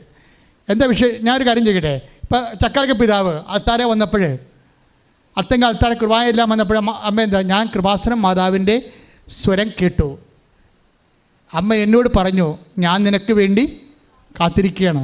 അതിന് പകരം അമ്മ പറഞ്ഞില്ല, കർത്താവാണ് പറഞ്ഞതെന്ന് എനിക്ക് പറയാൻ പറ്റുമോ? അമ്മയല്ലേ പറഞ്ഞത്. അപ്പം മരിയൻ നമ്മളെപ്പോഴും മനസ്സിലാക്കേണ്ട വിധം ദൈവ പദ്ധതിയിലുള്ളതാണ് അമ്മ. നമ്മളുടെ മാധ്യസ്ഥമായിട്ടും മാതൃകയായിട്ടും നമ്മൾ ക്രിസ്തുവിന് വേണ്ടി ജീവിക്കാൻ വേണ്ടി, ദൈവരാജ്യത്തിൻ്റെ പ്രവർത്തനത്തിന് വേണ്ടി ക്രിസ്തുവിൻ്റെ ഒരാൾ സ്വീകരിച്ചാൽ അയാൾ എങ്ങനെ ഇരിക്കും, അയാളുടെ ജീവിതം അത് പ്രായോഗികമാണോ, ഈ ലോകത്തോട് ക്രിസ്തീയ ജീവിതം പ്രായോഗികമാണെന്ന് പറഞ്ഞ ആദ്യത്തെയും ഏറ്റവും സമ്പൂർണ്ണമായ വ്യക്തിത്വമാണ് പരിശുദ്ധമ്മ എന്ന് പറഞ്ഞാൽ അത് പ്രൊമോട്ട് ചെയ്യണം മരിയൻ ഡിവോഷൻ അല്ല. കർത്താവിനെക്കുറിച്ചുള്ള ദൈവിക പദ്ധതിയാണ് മാതാവിലൂടെ നമ്മളെ വെളിച്ചത്ത് കൊണ്ടുവന്നിട്ട് ആ മനുഷ്യൻ തന്നെ കയറി പിടിക്കണം. എന്താണ്, കൊന്ത കയറി പിടിച്ചിട്ട് പറയുന്നത് എന്താണ്, മാതാവ് സത്യമാണെങ്കിൽ ഇപ്പം എൻ്റെ വേദന കുറയും. അപ്പോഴെന്താണ് ദൈവം പറഞ്ഞത്, മാതാവ് സത്യമാണ്, ഇനി നീ കാണാൻ പോണ പൂരം വേറെയാണെന്ന് പറയും. സെക്കൻഡുകൾക്കുള്ളല്ലേ ജീവിതം ജോലി പോകുമെന്ന് പറഞ്ഞ ആൾ, റെസ്റ്റ് എടുക്കണമെന്ന് പറഞ്ഞ ആൾ 6 മാസം കഴിഞ്ഞാലും വെയിറ്റ് എടുക്കാൻ പറ്റുന്ന പറഞ്ഞ ആൾ പുഷ്പം പോലെ വേലയെടുത്ത് നടക്കണം. എന്താണ്? ദൈവം അമ്മയെ മഹത്വപ്പെടുത്തുന്നു. ആർക്ക് വേണ്ടി? ക്രിസ്തുവിനെ നമ്മൾ സ്വീകരിക്കാൻ വേണ്ടി. ഇവിടെ നടക്കുന്നത് മരിയൻ ഡിവോഷൻ അല്ല. പിന്നെന്താ നടക്കുന്നത്? മരിയൻ ലൈഫ് സ്റ്റൈലാണ്. ഉടമ്പടിയിലൂടെ അവൻ പറയണ പോലെ നമ്മൾ ചെയ്യണം. മാതാവിൻ്റെ മധ്യസ്ഥതയിൽ അതെന്താണ്? മരിയൻ ലൈഫ് സ്റ്റൈലാണ്. അതായത് മാതാവിൻ്റെ ജീവിത രീതി നമ്മൾ അനുവർത്തിച്ചുകൊണ്ട് ദൈവരാജ്യത്തിന് വേണ്ടി പ്രവർത്തിക്കുന്ന ഒരു സമൂഹം, ദൈവത്തിനെ സാക്ഷ്യപ്പെടുത്തിക്കൊണ്ട് മരിയൻ മധ്യസ്ഥതയിലെ ദൈവരാജ്യത്തിലെ ആയിരിക്കുന്ന വലിയൊരു അവസ്ഥയാണ് നമ്മൾ ഉടമ്പടിയിലൂടെ ഓരോ ദിവസം കണ്ടുകൊണ്ടിരിക്കുന്നത്. ഉടമ്പടി എടുത്തിരിക്കുന്നവർ പരിശുദ്ധ അമ്മയിലൂടെ ക്രിസ്തുവാണ് നിങ്ങൾ വിളിച്ചിരിക്കുന്നത്. ദൈവപിതാവിൻ്റെ മഹത്വത്തിന് വേണ്ടിയുള്ള ഒരു പൊതുവായിട്ടുള്ള സ്വർഗത്തിൻ്റെ കാര്യപരിപാടിയുടെ ഭാഗമായിട്ടാണ് ലോകത്തിൽ ഉടമ്പടി വന്നെങ്കിൽ ആ ഉടമ്പടി ഇന്ന് എല്ലാ മനുഷ്യർക്കും എടുത്തുകൊണ്ട് എല്ലാ മനുഷ്യരെയും ഉടമ്പടിയുടെ ഭാഗമാക്കി മാറ്റുന്ന അന്ത്യകാലത്തെ ദൈവിക പദ്ധതിയായിട്ടാണ് അമ്മ പ്രത്യക്ഷപ്പെട്ടതും. അമ്മ പ്രത്യക്ഷപ്പെട്ട് പറഞ്ഞ് ദുരന്തമുണ്ടാകാൻ പോണ പ്രാർത്ഥിക്കണമെന്ന് പറഞ്ഞപ്പോൾ നെഞ്ചിൽ ഘടികാര സമയം കാണിച്ചിട്ടുണ്ട്. നെഞ്ചിൽ ഘടികാര സമയം കാണിച്ചുകൊണ്ട് സമയത്തിൻ്റെ സമാപ്തിയിലേക്ക് പ്രവേശിക്കണം നമ്മൾ. അതുകൊണ്ട് തന്നെ ഇനി ദുരന്തത്തിൻ്റെ കാലങ്ങളുണ്ടാകും. പതറരുത്, പ്രാർത്ഥനയാണ് മെച്ചമെന്ന് പറഞ്ഞുകൊണ്ട് ദൈവം അമ്മയോട് പറഞ്ഞിട്ട് അമ്മയാണ് നമ്മുടെ മാധ്യസ്ഥയായിട്ട് വെച്ചിരിക്കുന്നത്. കഴിഞ്ഞ കാലഘട്ടങ്ങളിലെല്ലാം മാലാഖമാർ എന്ന് പറയുന്ന ദൈവത്തിൻ്റെ മാധ്യസ്ഥ വഹിച്ചപ്പോൾ ഈ കാലഘട്ടങ്ങളിലെ ലൂർദിലായാലും ഫാത്തിമയിലും കൃപാസനത്തിലായാലും എവിടെയായാലും അമ്മയിലൂടെ ദൈവം തൻ്റെ ദൗത്യത്തെ ലോകത്തിൻ്റെ അവസാനം വരെ ജനത്തിൻ്റെ വിശുദ്ധീകരണത്തിനും ശക്തീകരണത്തിനുമായി തുറന്നുകൊണ്ടുപോയിരിക്കുന്ന വലിയ പദ്ധതിയുടെ ഭാഗമായി ദൈവം നമ്മളെ മാറ്റിയതിൽ കൈയടിച്ച് കൊണ്ട് കർത്താവ്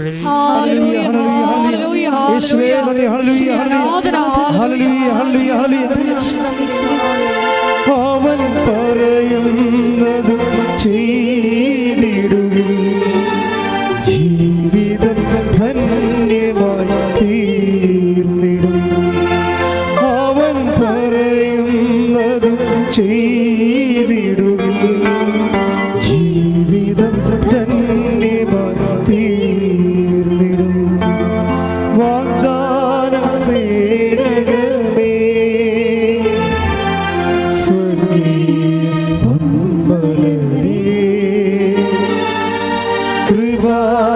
കൃപാസനത്തിൻ്റെ അമ്മേ പ്രസാദപരമാതാവേ. എല്ലാവരും എഴുന്നേൽക്കുക, കുറച്ചു നേരം സ്തുതിക്കട്ടെ. Hallelujah hallelujah hallelujah hallelujah hallelujah. യേശുവേ നന്ദി. Hallelujah hallelujah hallelujah. യേശുവേ ആരാധന. വലിയ വചന വെളിപാടുകൾക്ക് നന്ദി പറയുന്നു. യേശുവേ ഞങ്ങളെ മരിയൻ പോരാളികളാക്കി മാറ്റണമേ എന്ന് പ്രാർത്ഥിക്കുന്നു. Hallelujah hallelujah. യേശുവേ ആരാധന. Hallelujah hallelujah. യേശുവേ മരിയൻ ആധ്യാത്മികതയെ പൂർണ്ണമായി പിൻചൊല്ലുവാൻ ഈ ഉടമ്പടി ആരാധനയിലൂടെ ഞങ്ങളെ ഓരോരുത്തരെയും അഭിഷേകം ചെയ്യണമേ എന്ന് പ്രാർത്ഥിക്കുന്നു. Hallelujah hallelujah. മഹത്വം മഹത്വം. Hallelujah hallelujah. യേശുവേ ആരാധന. Hallelujah hallelujah.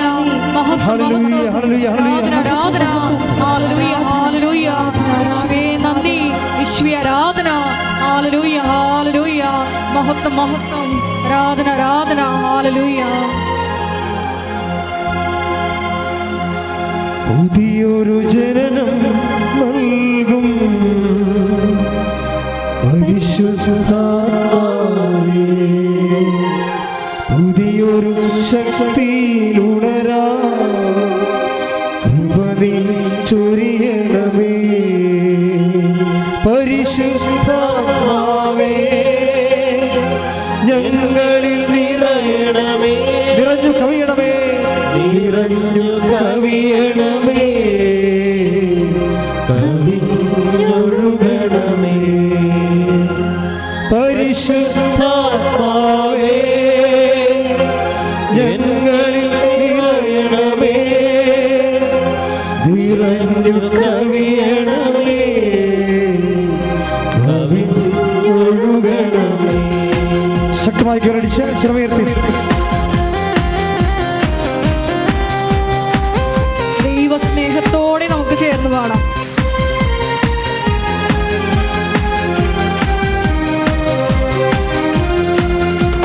പുതിയൊരു ജനനം നൽകും പരിശുദ്ധാത്മാവേ, പുതിയൊരു പുതിയൊരു ശക്തിയിലുണരാ കൃപ നീ ചൊരിയണമേ.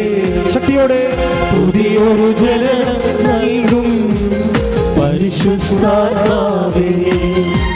പുതിയൊരു ശക്തിയിലുണരാ കൃപ നീ ചൊരിയണമേ. കൈകൾ ഉയർത്തി. പരിശുദ്ധാത്മാവേ ഞങ്ങളിൽ നിറയണമേ, നിറഞ്ഞു കവിയണമേ, കവിഞ്ഞൊഴുകണമേ. പരിശുദ്ധാത്മാവേ ഞങ്ങളിൽ നിറയണമേ, നിറഞ്ഞു കവിയണമേ, കവിഞ്ഞൊഴുകണമേ. സ്തുതിക്കട്ടെ. Hallelujah hallelujah hallelujah hallelujah hallelujah. യേശുവേ ആരാധന. Hallelujah hallelujah. യേശുവേ ആരാധന. യേശുവേ മരിയനോട് കൂടി എടുത്ത് പ്രാർത്ഥിക്കുന്ന ഞങ്ങളുടെ വിധങ്ങളായ ജീവിത നിയോഗങ്ങളെ ഈ അൾത്താറിൽ ഞങ്ങൾ പ്രത്യേകമായിട്ട് സമർപ്പിച്ച് പ്രാർത്ഥിക്കുന്നു. ഈശോയെ ഞങ്ങളിൽ നിന്ന് ശിലാഹൃദയം എടുത്തു മാറ്റി മാംസളമായൊരു ഹൃദയം ഞങ്ങൾക്ക് നൽകണമേ. നിന്റെ നിയമം ഞങ്ങളുടെ ഹൃദയത്തിൽ എഴുതണമേ. ഞങ്ങളിൽ ദൈവ സ്നേഹം നിറയണമേ. ഹല്ലേലൂയ. പറന്നിറങ്ങിയപ്പോ വരദാനങ്ങളുമാ സാഗതനാകണമേ. ജോർദാൻ നദിയിലന്ന് പറന്നിറങ്ങിയപ്പോ വരദാനങ്ങളുമാ സാഗതനാകണമേ. മാലിന്യങ്ങളകറ്റി അന്ധതയെല്ലാം നീക്കി വിശ്വാസത്തിലുറയ്ക്കാൻ കൃപ നീ ചൊരിയണമേ. മാലിന്യങ്ങളകറ്റി അന്ധതയെല്ലാം നീക്കി വിശ്വാസത്തിലുറയ്ക്കാൻ കൃപ നീ ചൊരിയണമേ. കൈകൾ ഉയർത്തി. പരിശുദ്ധാത്മാവേ ഞങ്ങളിൽ നിറയണമേ, നിറഞ്ഞു കവിയണമേ, കവിഞ്ഞൊഴുകണമേ. പരിശുദ്ധാത്മാവേ ഞങ്ങളിൽ നിറയണമേ, നിറഞ്ഞു കവിയണമേ, കവിഞ്ഞൊഴുകണമേ. സ്തുതിക്കട്ടെ. Hallelujah hallelujah hallelujah.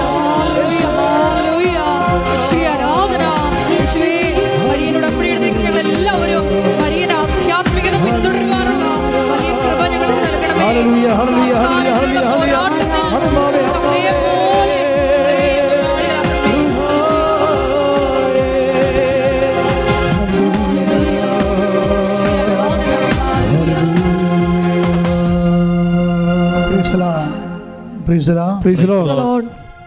രോഗസൗഖ്യ പ്രാർത്ഥനയുടെ സമയമാണ്. രോഗമുള്ളിടത്ത് കൈകൾ വെച്ചുകൊണ്ട് അച്ഛൻ പ്രാർത്ഥിക്കുന്ന സമയം സ്തുതിക്കുകയോ വിശ്വാസപ്രമാണം അറിയാവുന്നവർ വിശ്വാസപ്രമാണം ചൊല്ലുകയോ ചെയ്യണം. ഒന്ന് രണ്ട് സ്ഥലത്ത് രോഗമുണ്ടെങ്കിൽ കൈകൾ മാറ്റി മാറ്റി വെക്കാവുന്നതാണ് പ്രാർത്ഥനാ സമയം. ഒറ്റ പ്രാർത്ഥനയേ ഉള്ളൂ, 5 മിനിറ്റ് നേരം.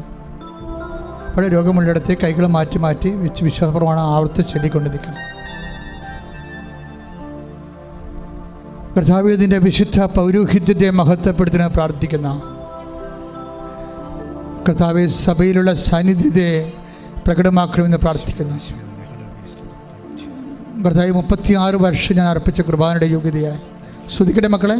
Hallelujah hallelujah hallelujah hallelujah. 36 വർഷം ഞാൻ അർപ്പിച്ച കുർബാനയുടെ യോഗ്യതയായി കൃപാസ്ഥാനത്താറെ ജീവനോടെ പ്രത്യക്ഷപ്പെട്ട പരിശുദ്ധ അമ്മയുടെ മാധ്യസ്ഥത്തിലെ ഓരോ മകൻ്റെ മേലും കർത്താവേ, ഒരു മകളുടെ മേലും കർത്താവേ, നിന്റെ വിശുദ്ധമായ തിരുമുറുവാർന്ന വലതുകരം വെക്കണമെന്ന് പ്രാർത്ഥിക്കുന്നു. കർത്താവിൻ്റെ വിശുദ്ധമായ രക്തം നിങ്ങളുടെ ഉച്ച മുതൽ ഉള്ളംകാല് വരെ എല്ലാ കോശങ്ങളിലും പേശികളിലും അസ്ഥികളിലും അസ്ഥിക്കുഴകളിലും ഞരമ്പുകളിലും ആന്തരിക അവയവങ്ങളിലും കർത്താവിൻ്റെ രക്തം പടരട്ടെ. 36 വർഷം അർപ്പിച്ച കൃപാനയുടെ യോഗ്യതയാൽ കൃപാസ്ഥാനത്താറെ ജീവനോടെ പ്രത്യക്ഷപ്പെട്ട പരിശുദ്ധ അമ്മയുടെ മാധ്യസ്ഥത്താൽ യേശുക്രിസ്തുവിന്റെ നാമത്തിൽ നീ സൗഖ്യം പ്രാപിക്കട്ടെ. Hallelujah hallelujah hallelujah. എല്ലാ രോഗങ്ങളും സുഖപ്പെട്ടുകൊണ്ട് നാമം മഹത്വപ്പെടുവാൻ കരുണയായിരിക്കണമേ. Hallelujah hallelujah. അരികിൽ വരേണേ, സദയം തൊടേണേ, സുഖമായിടും എൻ്റെ ഉള്ളം. അരികിൽ വരേണേ, സദയം തൊടേണേ, സുഖമായിടും എൻ്റെ ഉള്ളം. എൻ്റെ പ്രിയപ്പെട്ടവരുടെ ജീവിത ദുരിതങ്ങളും തടസ്സങ്ങളും അത് മാറുന്നതിന് വേണ്ടിയുള്ള ദൈവിക ശാസന പ്രാർത്ഥനയാണ്. ജോലിയില്ലാത്തവർ, വീടില്ലാത്തവർ, വീട് സ്ഥലവുമില്ലാത്തവർ, വഴിയില്ലാത്തവർ, വീട് ജപ്തിയായി പോകാൻ പോകുന്നവർ, സ്ഥലം ജപ്തിയായി പോകാൻ പോകുന്നവർ, വിദേശ ജോലിക്ക് തടസ്സങ്ങളുള്ളവർ, PR കിട്ടാത്തവർ, അതുപോലെ തന്നെ വിവാഹം ഒത്തുവരാത്തവർ, മക്കളില്ലാത്തവർ, മക്കൾ ദുർനടപ്പിൽ തെറ്റായ ബന്ധങ്ങൾ അകപ്പെട്ടു പോയവർ, സാമ്പത്തിക തകർച്ചയുള്ളവർ, സാമ്പത്തിക ബാധ്യത മൂലം ജീവിക്കാൻ പറ്റാതിരിക്കുന്നവർ, ഇൻ്റർവ്യൂവിനും ടെസ്റ്റിനും കഴിഞ്ഞവർ, റിസൾട്ട് പ്രതീക്ഷിക്കുന്നവർ, പുതിയ ഇൻ്റർവ്യൂവും ടെസ്റ്റും കാത്തിരിക്കുന്നവർ, പരീക്ഷ എഴുതാൻ പോകുന്നവർ, പരീക്ഷ എഴുതി കഴിഞ്ഞവർ, റീവാലുവേഷന് കൊടുത്തിട്ടുള്ളവർ, യാത്രയ്ക്ക് ഒരുങ്ങുന്നവർ, അങ്ങനെ ജീവിതത്തിൻ്റെ വ്യത്യസ്തങ്ങളായ മേഖലകളിൽ വിശ്വാസമില്ലാത്ത കുറഞ്ഞ കുടുംബങ്ങൾ, പ്രാർത്ഥിക്കാൻ പറ്റാത്ത മക്കളുള്ളവർ, പലതരത്തിലും മക്കളെ കൊണ്ട് വിഷമിക്കുന്ന മാതാപിതാക്കന്മാർ, എല്ലാവരെയും സമർപ്പിച്ച് പ്രാർത്ഥിക്കുകയാണ്. ഇടിമുഴക്കുമ്പോൾ ശ്രുതികട്ടെ. Hallelujah, hallelujah, hallelujah. Lord Jesus Christ, pour out His Spirit, a touch with your fire finger, soak with the precious blood, and authority of the Catholic Church, with the power of Jesus Christ, with the merit of the Holy Priesthood. എൻ്റെ കർത്താവിൻ്റെ ഉന്നതമായ നാമത്തിൽ, സഭയുടെ അധികാരത്തിൽ, കുരിശിൻ്റെ അടയാളത്തിൽ, ദൈവശക്തിയാൽ മാർഗരോഗങ്ങൾ, തീരാവേദികൾ, ജീവിത ദുരിതങ്ങൾ യേശുവിൻ്റെ നാമത്തിൽ, യേശുവിൻ്റെ നാമത്തിൽ, യേശുവിൻ്റെ നാമത്തിൽ മാറിപ്പോകട്ടെ. Hallelujah, hallelujah, hallelujah. യേശുവേ, ഹല്ലേലൂയ, ഹല്ലേലൂയ, ഹല്ലേലൂയ. യേശുവേ ആരാധന. വരേണമേ, എന്നിൽ നിറയണമേ, വരേണമേ, സൗഖ്യം നൽകണമേ, വരേണമേ, എന്നിൽ നിറയണമേ, വരേണമേ, സൗഖ്യം നൽകണമേ. മുട്ട നിൽക്കുക.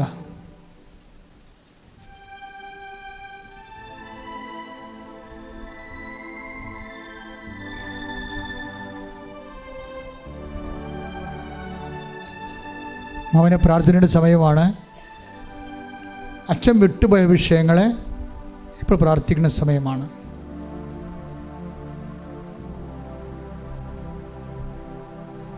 നിങ്ങളുടെ സ്വകാര്യ സങ്കടങ്ങളിൽ എന്തെങ്കിലും അച്ഛൻ വിട്ടുപോയിട്ടുണ്ടെങ്കിൽ ഇപ്പോൾ പരിശുദ്ധ അമ്മയുടെ മാധ്യസ്ഥതയെ ഈശോയ്ക്ക് സമർപ്പിക്കുക.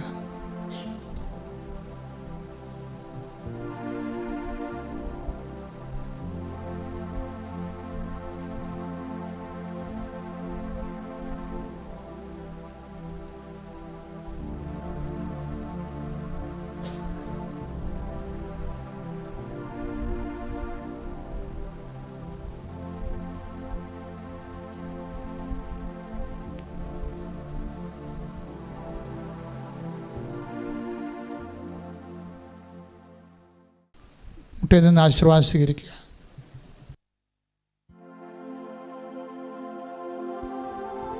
ഒരിക്കൽ കൂടി മരിയൻ ഉടമ്പടിയിൽ സമർപ്പിച്ചിരിക്കുന്ന എല്ലാ വിഷയങ്ങളും ദൈവമാതാവിൻ്റെ മധ്യസ്ഥയിൽ, ദിവികാരുടെ സന്നിധിയിൽ നമുക്ക് സമർപ്പിച്ച് പ്രാർത്ഥിക്കാം. ഈശോയെ, നിൻ്റെ നിയമം എൻ്റെ ഹൃദയത്തിൽ എഴുതി ഒരു മാംസളമായ ഹൃദയം എനിക്ക് നൽകണമേ എന്ന് പ്രാർത്ഥിക്കാം. മരിയൻ ആധ്യാത്മികതയെ പിൻചെന്ന് ലോകത്തിന് ഈശോയെ കൊടുക്കുവാൻ ഈ ആരാധനയിലൂടെ ഞങ്ങളെ പ്രത്യേകം അഭിഷേകം ചെയ്യണമേ എന്ന് പ്രാർത്ഥിച്ചുകൊണ്ട് ശിരസ് നമിച്ച് നമുക്ക് ദിവികാരുടെ നാഥൻ്റെ ആശീർവാദം സ്വീകരിക്കാം.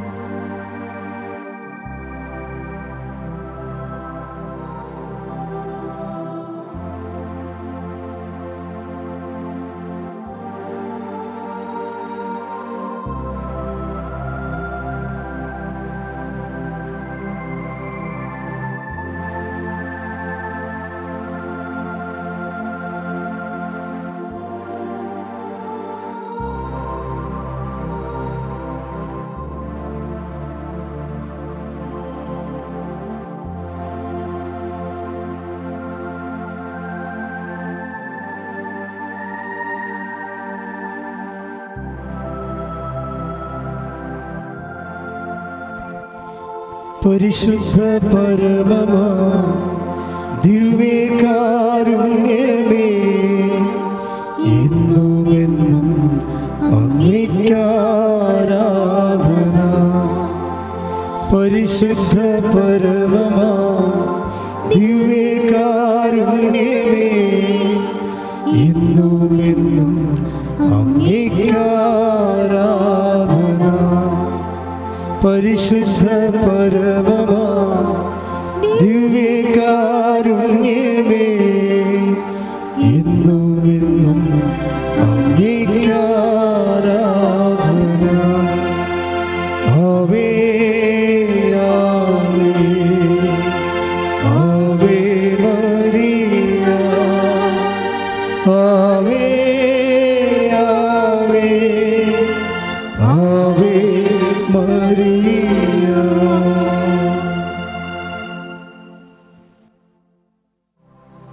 അറിയിപ്പുകൾ ഇരിക്കുക. ഒന്നാമത്തെ അറിയിപ്പ്, എല്ലാ ദിവസവും ഉടമ്പടി എടുക്കുന്നതിനും പുതുക്കുന്നതിനുള്ള അവസരം ഉണ്ടായിരിക്കുന്നതാണ്. ആദ്യത്തെ ക്ലാസ് രാവിലെ 7 മണിക്ക്, രണ്ടാമത്തത് 11 മണിക്ക്, മൂന്നാമത്തത് 2 മണിക്ക്. വ്യാഴവും ഞായറാഴ്ചയും അച്ഛൻ ആൾക്കാരെ കാണുന്നതല്ല. മറ്റുള്ള ദിവസം കാണുമ്പോൾ നിങ്ങൾ ശ്രദ്ധിക്കേണ്ട കാര്യം, അച്ഛനെ കാണണമെന്ന് മാത്രമുള്ള ഉദ്ദേശത്തിൽ രോഗികൾ, അതുപോലെ ഏറ്റവും പ്രയാസത്തിരിക്കുന്ന ആൾക്കാർ വരത്തില്ലേ, അവർ തീർച്ചയായിട്ടും ഓഫീസിൽ നേരത്തെ മുൻകൂർ അച്ഛൻ ഇവിടെ ഉണ്ടോ ഇല്ലയോ എന്ന് ഉറപ്പ് വരുത്തേണ്ടതാണ്. ആദ്യം ഞങ്ങൾ ഇത്രാം തീയതി വരാൻ പോകുന്നു, അച്ഛൻ ഇവിടെ ഉണ്ടോ ഇല്ലയോ എന്ന് ഓഫീസിൽ ചോദിക്കണം. 9447285400 അതാണ് നമ്പർ. ആ നമ്പറിൽ വിളിച്ച് ചോദിക്കണം അച്ഛനുണ്ടോ. കാര്യം ഇവിടെ നിങ്ങൾ വന്നിട്ട് അച്ഛൻ ഇവിടെ ഇല്ലാത്ത ദിവസമാണെങ്കിൽ, ഇപ്പോൾ വ്യാഴാഴ്ച മാത്രമല്ല, എന്തെങ്കിലും സീരിയസ് ആയിട്ടുള്ള ധ്യാനമൊക്കെ വന്നാൽ ഞാൻ പോകും. അപ്പം നിങ്ങൾ അതനുസരിച്ചിട്ട് വിളിച്ച് ചോദിച്ച് ഉറപ്പ് വരുത്തിയിട്ട് വേണം. കാര്യം ഇവിടെ ഉടമ്പടി എടുക്കുന്നതിന് അച്ഛനുണ്ടാകേണ്ട കാര്യമില്ല. അത് നിങ്ങൾ അമ്മയും തമ്മിൽ ചെയ്യേണ്ട കാര്യങ്ങളാണ് ഉടമ്പടി പുതുക്കണത്. പക്ഷേ ചില രോഗികൾക്ക്, ഗുരുതരമായ വിഷയമുള്ളവർക്ക് അച്ഛനെ കാണുമെന്ന് ആഗ്രഹം ഉണ്ടാവും. അവർ തീർച്ചയായിട്ടും അച്ഛനുണ്ടോ ഇല്ലയോ എന്ന് ഉറപ്പ് വരുത്തണം. ഉടമ്പടി എടുത്തവരായിരിക്കണം, ഉടമ്പടി അപ്ഡേറ്റ് ചെയ്തിട്ടുള്ളവരായിരിക്കണം. അത് ഓർത്തേക്കണം. ഇത്രയും കാര്യമാണ് തൽക്കാലം എനിക്ക്